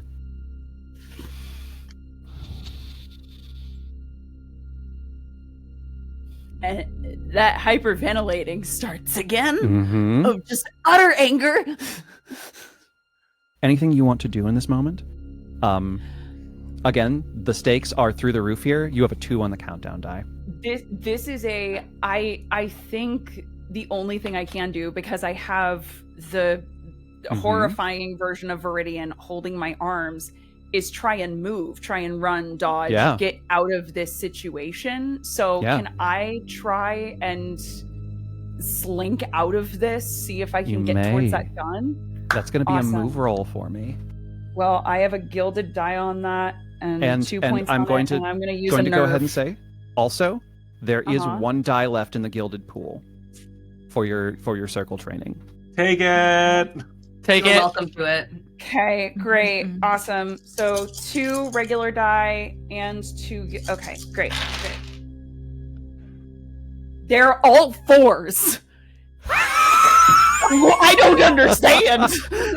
I swear to God, every single one of them is a 4. I don't. Technically, if we were playing Yahtzee, awesome. But what? 16. Anyway, it's it's a 16. Men there. So Violet, look. So all 4s, huh? Go ahead and take back a drive. Is that where you're gonna end up? Statistically, you should take back a drive. Violet just looks at you and says, "Goodbye, Abigail." Oh my God. You feel a grip on your shoulders, and you immediately try to make a run for it, and you shake off Viridian for a moment, and you run, and you get the gun. You have it. But she is on you. And she grabs you by the collar and slams you against the ground. Take 2 body. Yeah. What would you like to do? I would like to. My face is in the ground. I'm turning around and I'm trying to shoot this Viridian in the face. Okay, make a control roll. Absolutely. And once again, your countdown die is at 1. I'm The stakes using are high. 2 drive on this. I'm using every bit of drive I have left. Okay. No stress. Yeah. 5. 5. Do you have resistance? No. Oh wait, Who are you? wait. Is resistance the down arrow in the one area? Yeah. Here's what I will say about the resistance. Okay. If you burn it, you will roll again, but you do not get the drives you added. So just keep that in mind. Right now you have a mixed success. I'll let you decide how you want to do this. I am sticking with the mixed success. Okay. Who are you going to shoot? I need to shoot. I was gonna say I need to shoot the monster. They're both monsters. One of them is something Frankenstein. One of them is an unbridled beast from below, or some kind of creation of hers. But without her, I don't know how far it's gonna get. At first, I think I turn and the thought is here, but then the camera angle in this film goes with the gun as it turns and aims towards Violet to shoot her. You turn and you point, and she's not even paying attention to you. And you pull the trigger, and there is a jerking. And she looks back at you. And blood just comes out of her mouth a little bit. I as wink. there is now blood growing in her abdomen.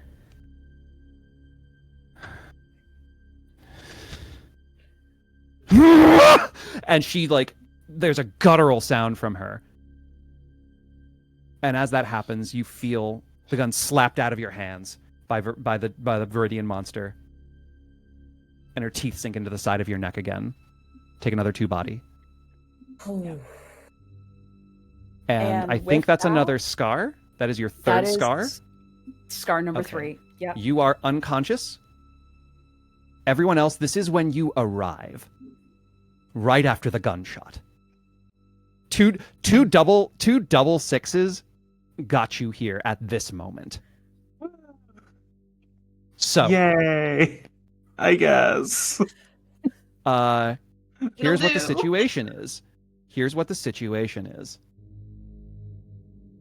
You see Violet Boucher bleeding, you see an unconscious Dr. Abigail Davies on the ground with something that looks like Viridian hunching over her that appears to be like, that has bitten into her neck and appears to be like drinking her blood.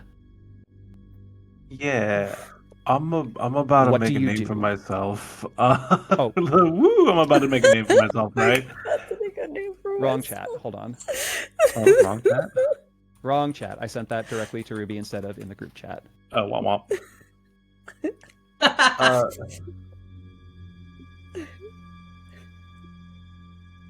And yeah, yeah. So Al, as the one I guess leading the group down, would like ostensibly be the first to round the corner and see this, right? Al had like for Al this is like target-rich environment, right? Like, Yeah.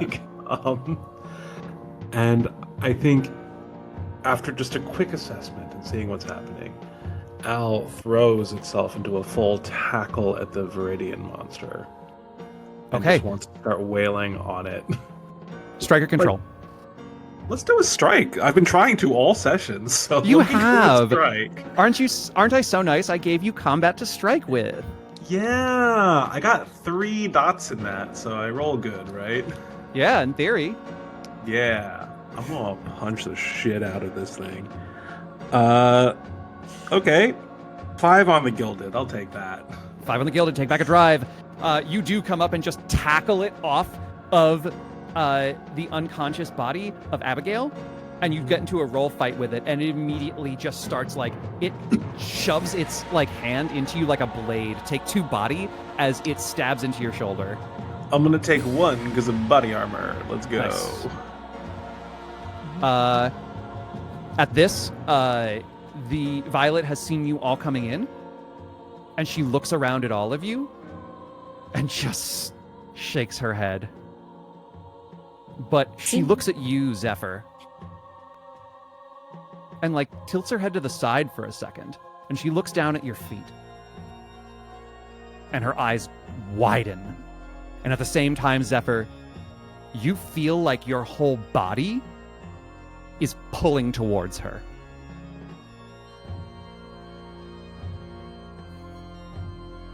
What do you want to do? Question. Yes. Is this the same face from the painting in the unabridged house? Uh-huh. Absolutely. Also, seeing her now in person and not in a painting, does she at all look familiar to Cyril at any point? Would Cyril have seen her? That is a great question, actually.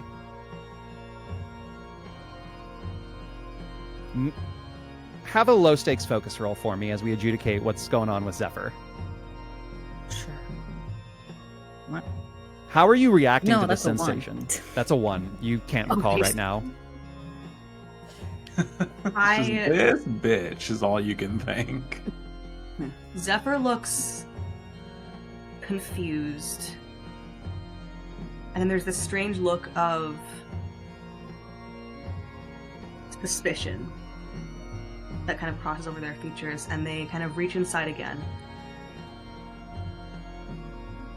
Is that you? This pull.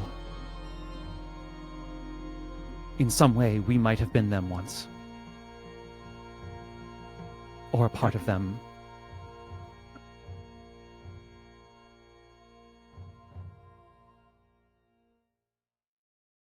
I kind of turn to her. You.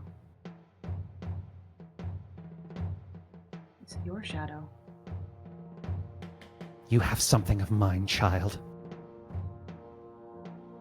And you have something of mine. One of us will get what we want.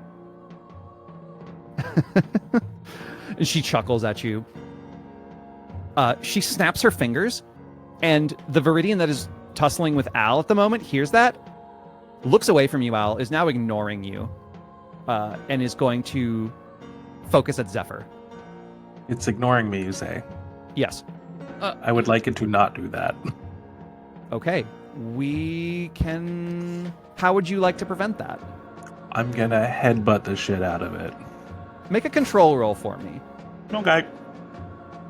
Let's see. Control. I'm gonna burn a drive. Okay. Burn 2 drives because I got so many back from those gilded die. So let's go. I'm gonna reburn them. So I'm rolling 3 here, and that's gonna be 2 ones, but a 6. A 6. You, it gets up from you and like shoves you off and starts running, but you jump back up and like headbutt it in the back of the head. It staggers and falls down to the, like random, like not randomly, but uncharacteristically ungainly. It falls back to the ground. It's gonna get back up in a moment, but that's enough to stop it from attacking Zephyr in this moment. Great. In the meantime, Abigail, mark a body mark for me, as you are now Okay. bleeding out on the ground. Oof. You should have 3 body marks left before your 4th scar. Jesus. Cyril, Pax, what do we want to do here? Paxton has not seen Violet since that day. No. In fact, conveniently has not been present when others have seen anything about her. Yeah. And the moment that he assesses the scene and sees her, that unsteady hand of shadow reaches into his coat, produces a blade, and as he does, he cuts himself on the ribs to initiate his ritual to turn this into that familiar doorknob, but instead of pulling it out from a door, he pulls it out from his own body as this doorknob appears, and shuddering together is a blade entirely made of shadow as he pulls a ghost blade out from his own body to wield the doorknob from Old Fair against her, and doesn't even look at anyone else. He just says, "You," and he runs at her. Make a strike roll for me, and also take your body mark for your ghost blade. Yes. Can I pitch control, as it is a dagger? It is a finesse weapon. Control it. I will allow it. In this case, though, I will let you know that a full success will not result in like a fatal wound because you are controlling rather than committing the strike with this weapon. I am way more likely to hit with control, so I'm Okay, gonna noted. take it. And I'm gonna spend a drive. Because I have to hit this woman.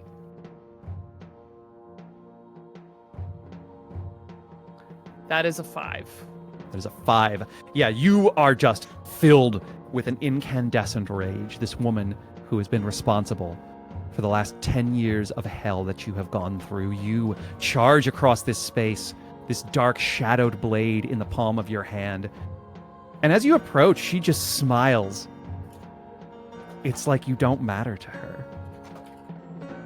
And just, you sink in, but she's like deflected it just enough. It's going back into her shoulder, but you have now successfully like sunk the blade into her, and you've got a grip on her. So she's not going to be able to go anywhere or like divert her attention from you in any major way right now. However, Right. that does mean that she is going to address you in front of her. And she just smiles. The one that got away.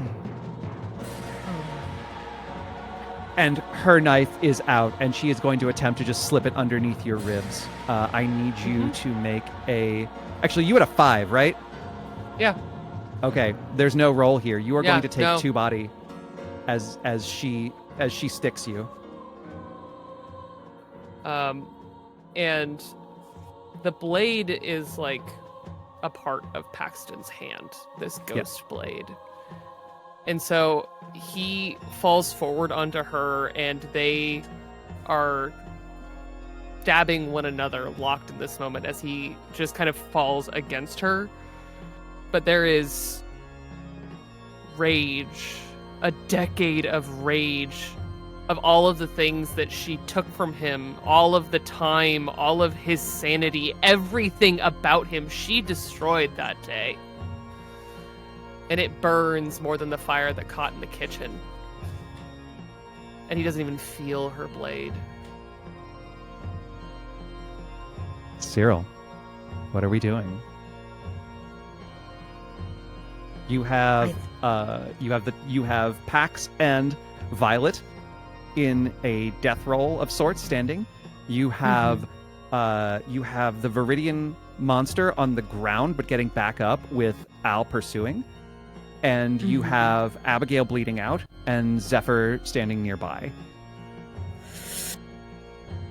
Oh my god.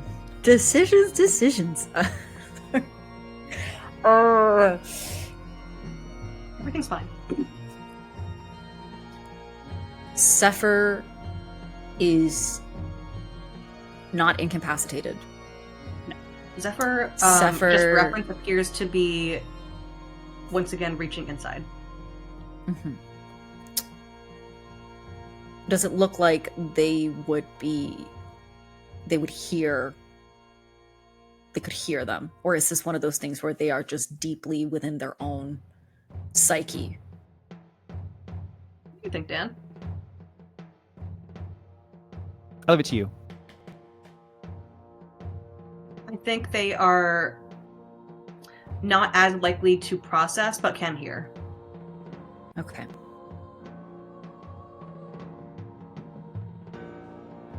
Cyril were to shout out, call out to them. Pax is with Violet, but they are matched together. They are not... Pax is not being overwhelmed. Currently, the biggest threat is that creature, the one that is not Viridian. So, Cyril is going to shout as they point to their gun at the not Viridian. Cyril is going to shout to Zephyr, "Zephyr, get to your aunt!" As they're going to pull the trigger. Which one? Control The one that's dying. roll. Get Ant in number the 15. Ant number 17. one. Get Control to it. Abigail. You get Cyril. I feel like Zephyr comes out of their trance just to be like, Get to Abigail. I'm assuming control roll. Control. Okay, I'm going to burn a drive. And double fives. Double fives. Mixed Mhm. success. Another bullet sinks into it and it staggers a little bit. But it is determined and it is going to reach Zephyr this turn on this mixed success. Zephyr, it grabs you, but it doesn't grab you. Its hand reaches into your stomach, but it's not piercing your skin, and that similar kind of cold feeling begins inside again. And there's like a sudden pull as this thing, eye to eye with you, has now gripped you by the shoulder and is trying to wrench something out from inside you. I need you to take 2 bleed. right. I'm going to go, okay. Alright. What are you doing? So, in the moments leading up to this one, I have kind of projected my consciousness within again. Mm-hmm. Just like, what happens to you if there is nobody to anchor to?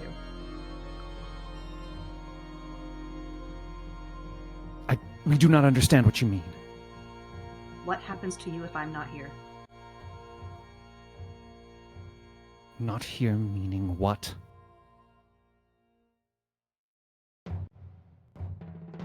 I'm going to briefly direct my fellow cast members to take a look at my check-in in the chat.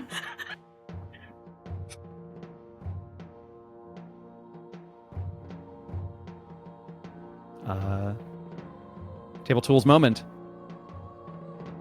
Either visual affirmation.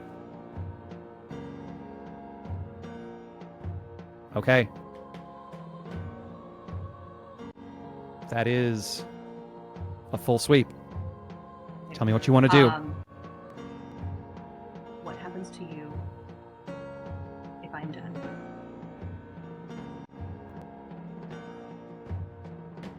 Then we are released. We are alone. And I get you. Please do not leave us alone, Zephyr Green. And I get you.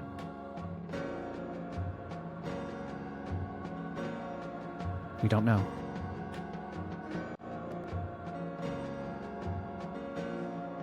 Okay, so Dan, I have a question. Yeah. Would it be possible to willingly take a 4th bleed to merge my vitality with this shadow in order to fight this thing's pull? Make a sense roll. Okay. I'm gonna go ahead and burn a drive on it. Okay. That's a double 6. Not gilded, but it's a double 6. Tell me what you would like to do and how you see this going. I would like to... I think as this not Viridian is reaching into Zephyr's stomach, a lot's been happening. Their hair is definitely fallen out of their face, and this eye is out in full force. And Zephyr kind of looks around at Cyril, at Al, at this new Pax fucker that they've met 5 minutes ago, and then at all 3 of their aunts. One of which is, having a time. And I'm going to turn to the real Viridian and Amaris.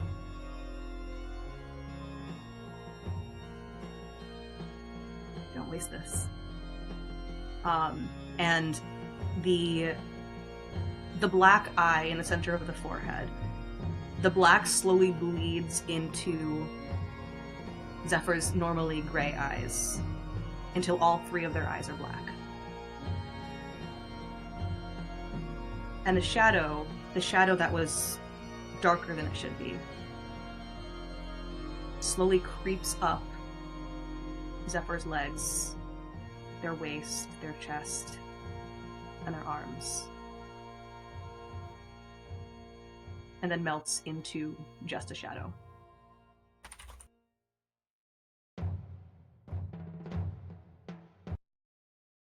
Here's how this is going to go.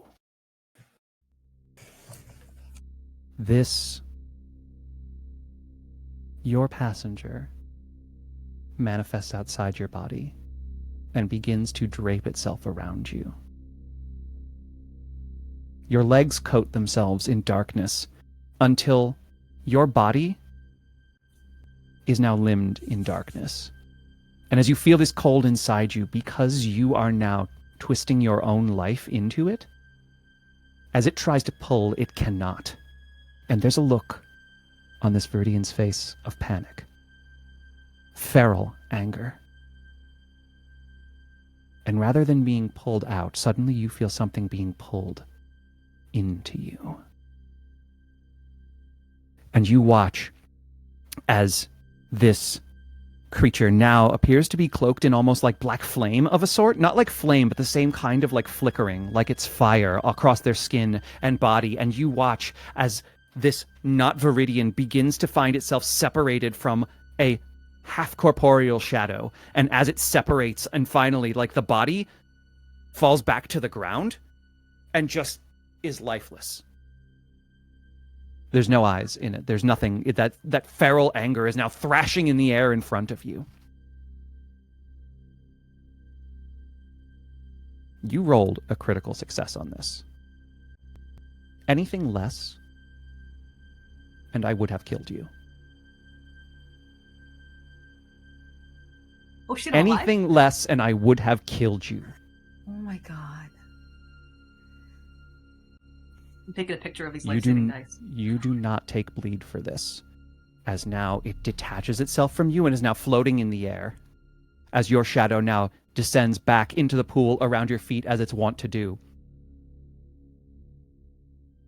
There's a scream from Violet. No! No, not... I've come so far!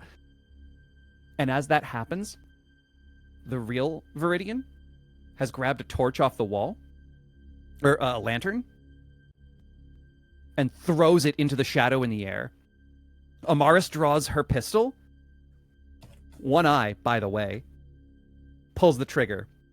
As the lantern comes into contact with the shadowy body in the air, there is a fiery explosion. And when it clears, once again, the shadow of the famished is gone. And all that remains is a bloodied, injured Violet Boucher.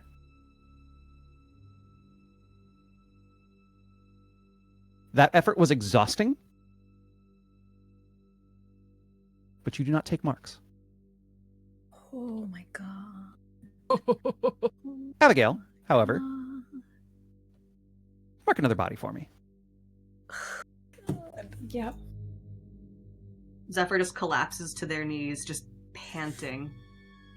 Viridian has gone up to you immediately and has like wrapped herself around you. Alive? Shut up.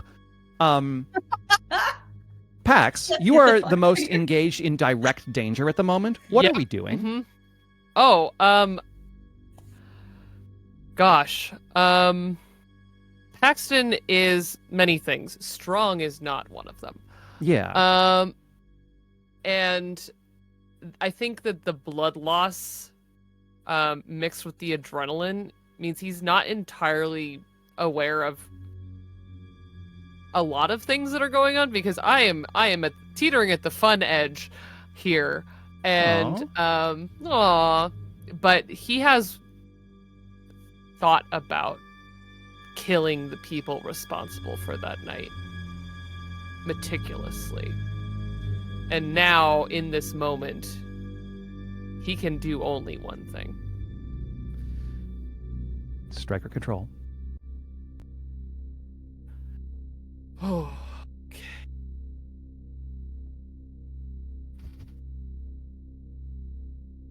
That is a 4.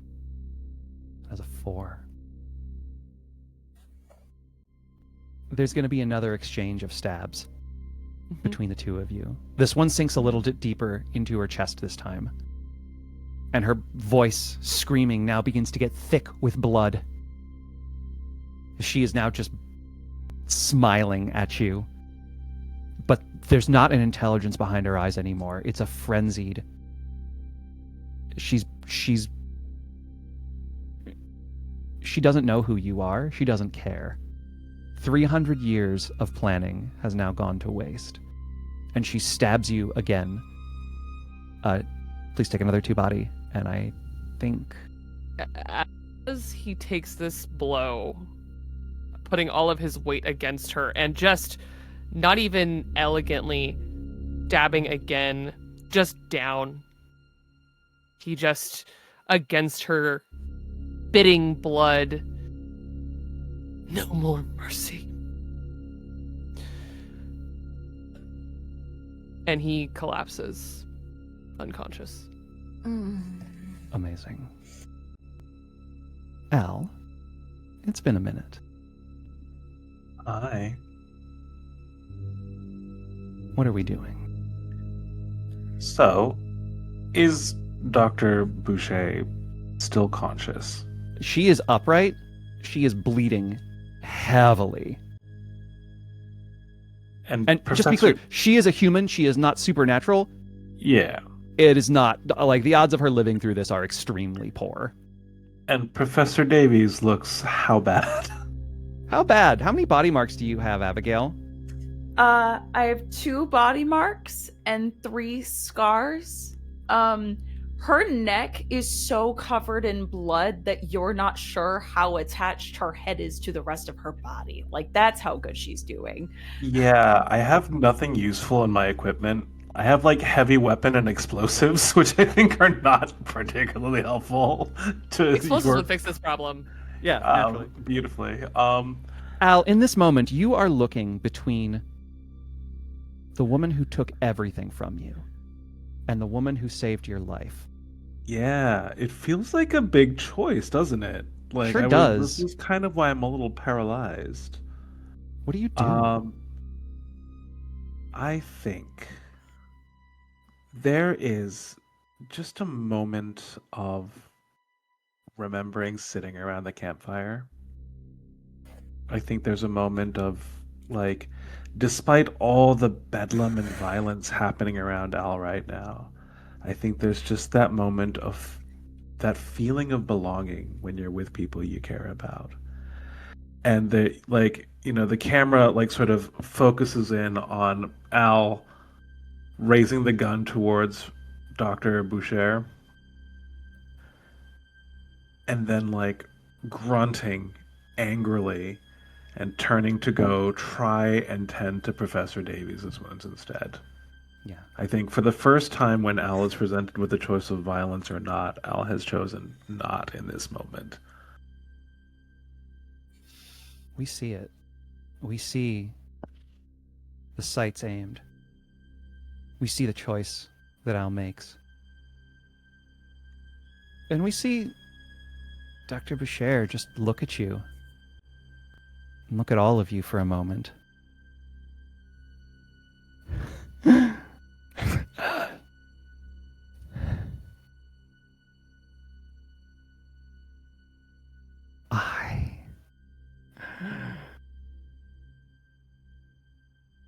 I'm that much to all of you.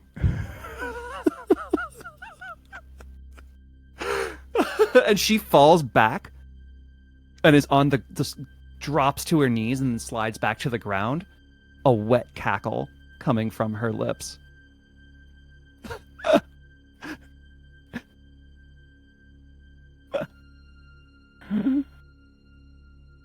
I don't know who any of you are.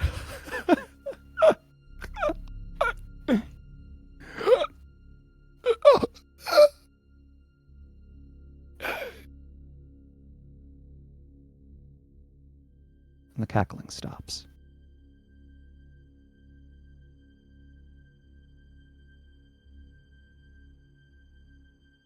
Abigail, you come back to consciousness. You blink. There is a compress against... You feel something pressing against the side of your neck. You open your eyes to see a very familiar face as Al is over you.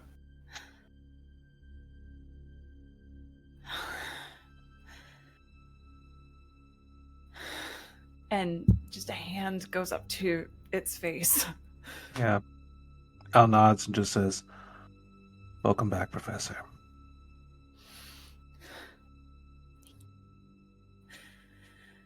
And at first she it's everyone knows that they've always been the team mom. They immediately start looking at Al and doing the, okay, how bad are you hurt? And then looking to the rest of the team. So there's the unspoken question of, like, is everyone okay? And you can see she's getting really emotional about it.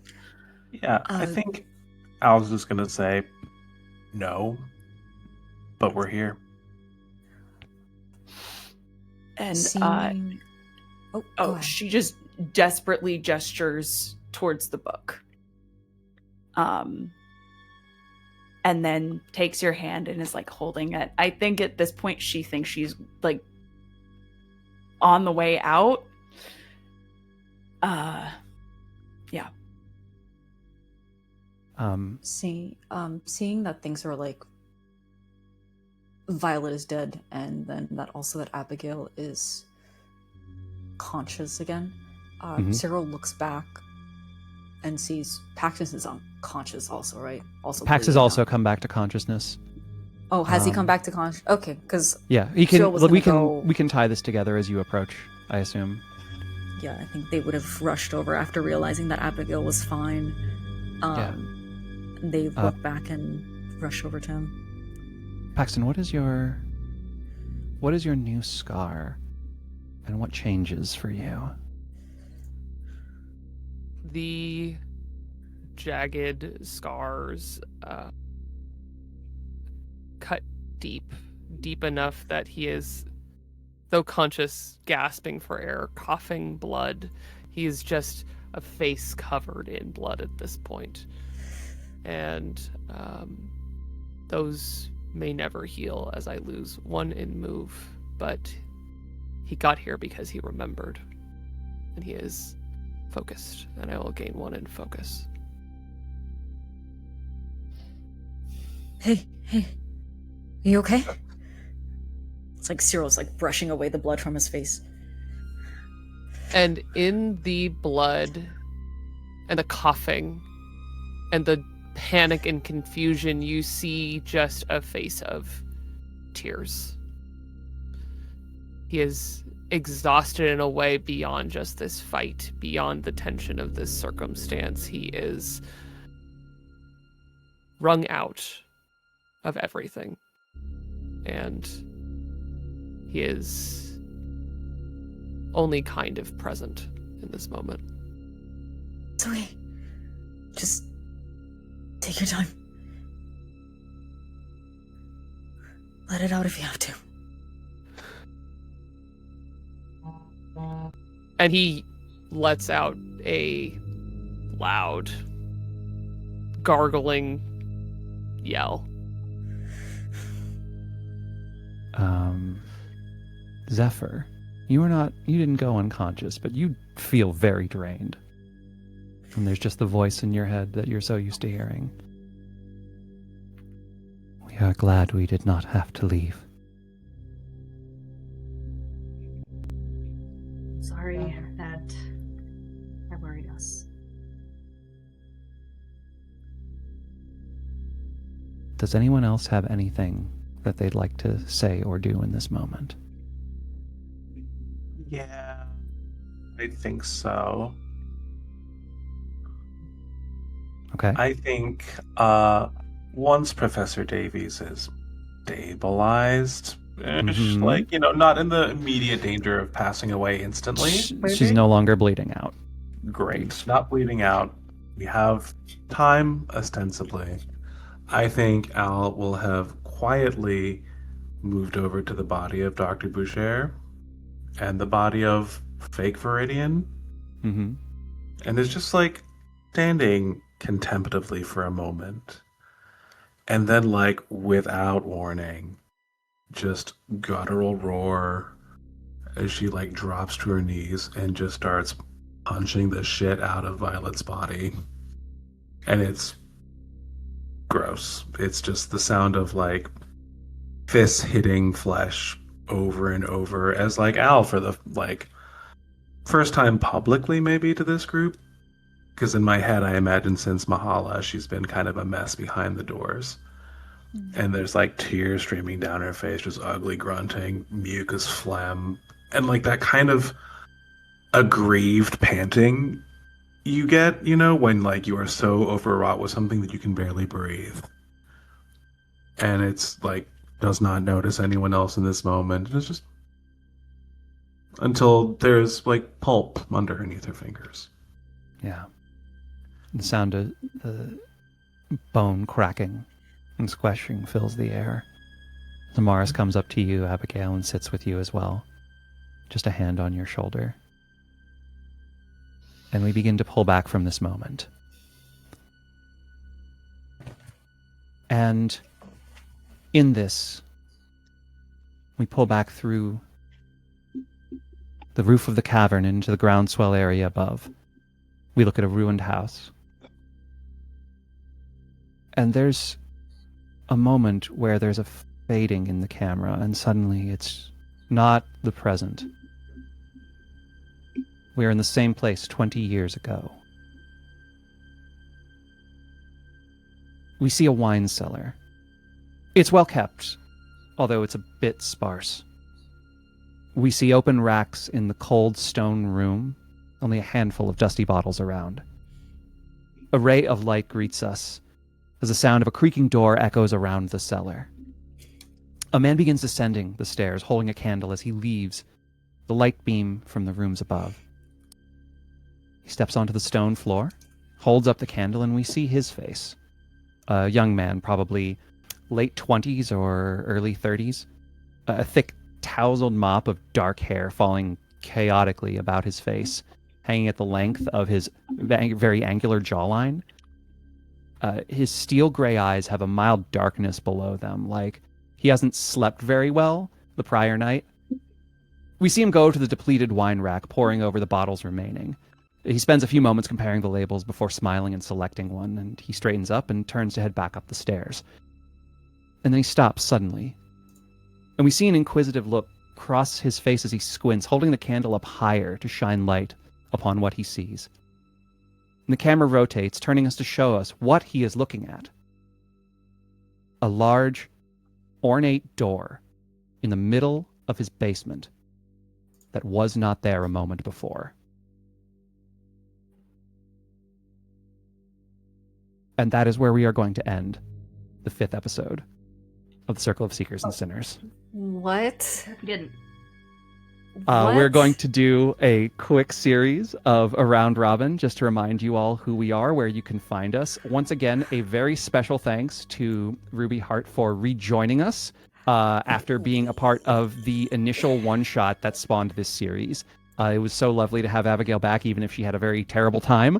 But we are so happy to have you here. Thank you for returning. She had a terrible time. I had an amazing time. Thank you for the storytelling.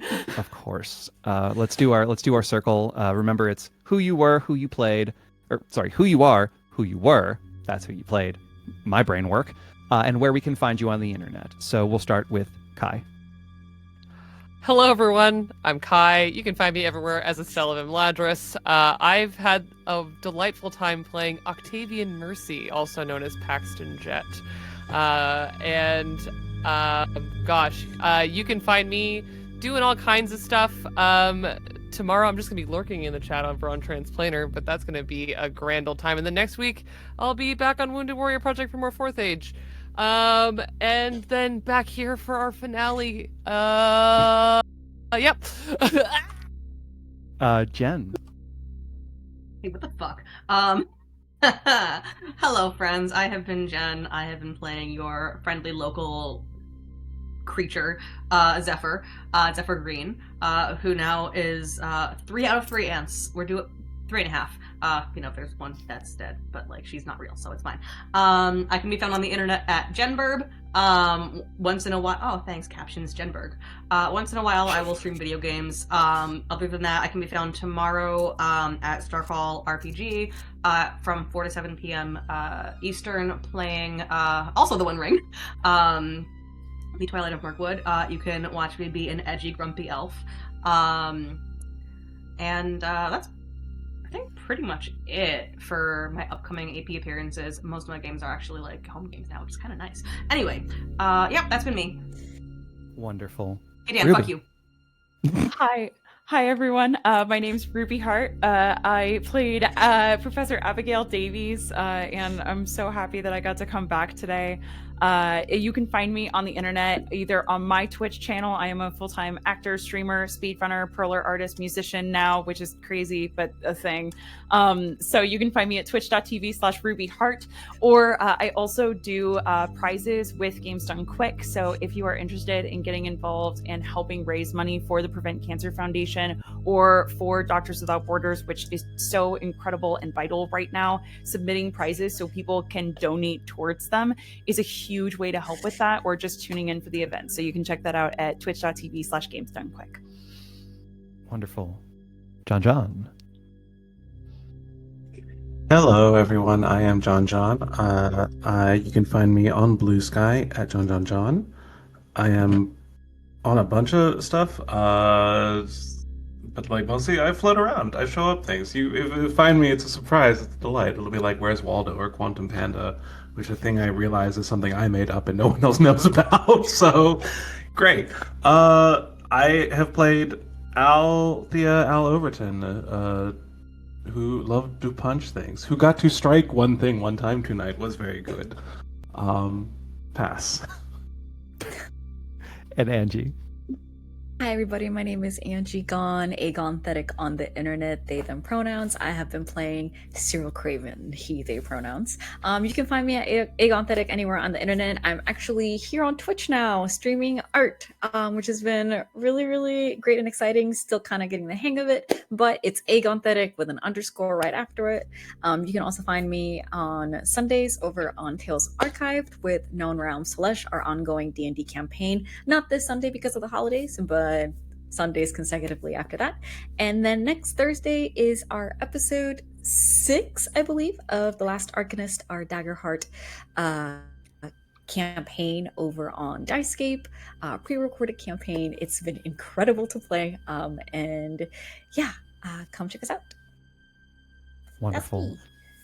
And as always, I am and have continued to be Dan Pixel, Pyxel, they and them. You can find me under that name everywhere on the internet. Everything that I am in right now is either in recording or has recorded and not released, so I can't really tell you anything that I am in or doing, sadly. However, if you keep an eye on all those places, you will see some very cool things coming in the next year, which I am very excited to talk about when they drop. Other than that, you can probably expect to find me at PAX East in a few months, hopefully doing more panels. We just had a very successful PAX Unplugged, which was a lovely time. And if I saw you there, mwah, I love you. I will have stickers for the next time as well. So, also, before one more thank you to our producer and safety coordinator, Josephine, who does an amazing job managing all of these scene transitions and music changes behind the scenes live.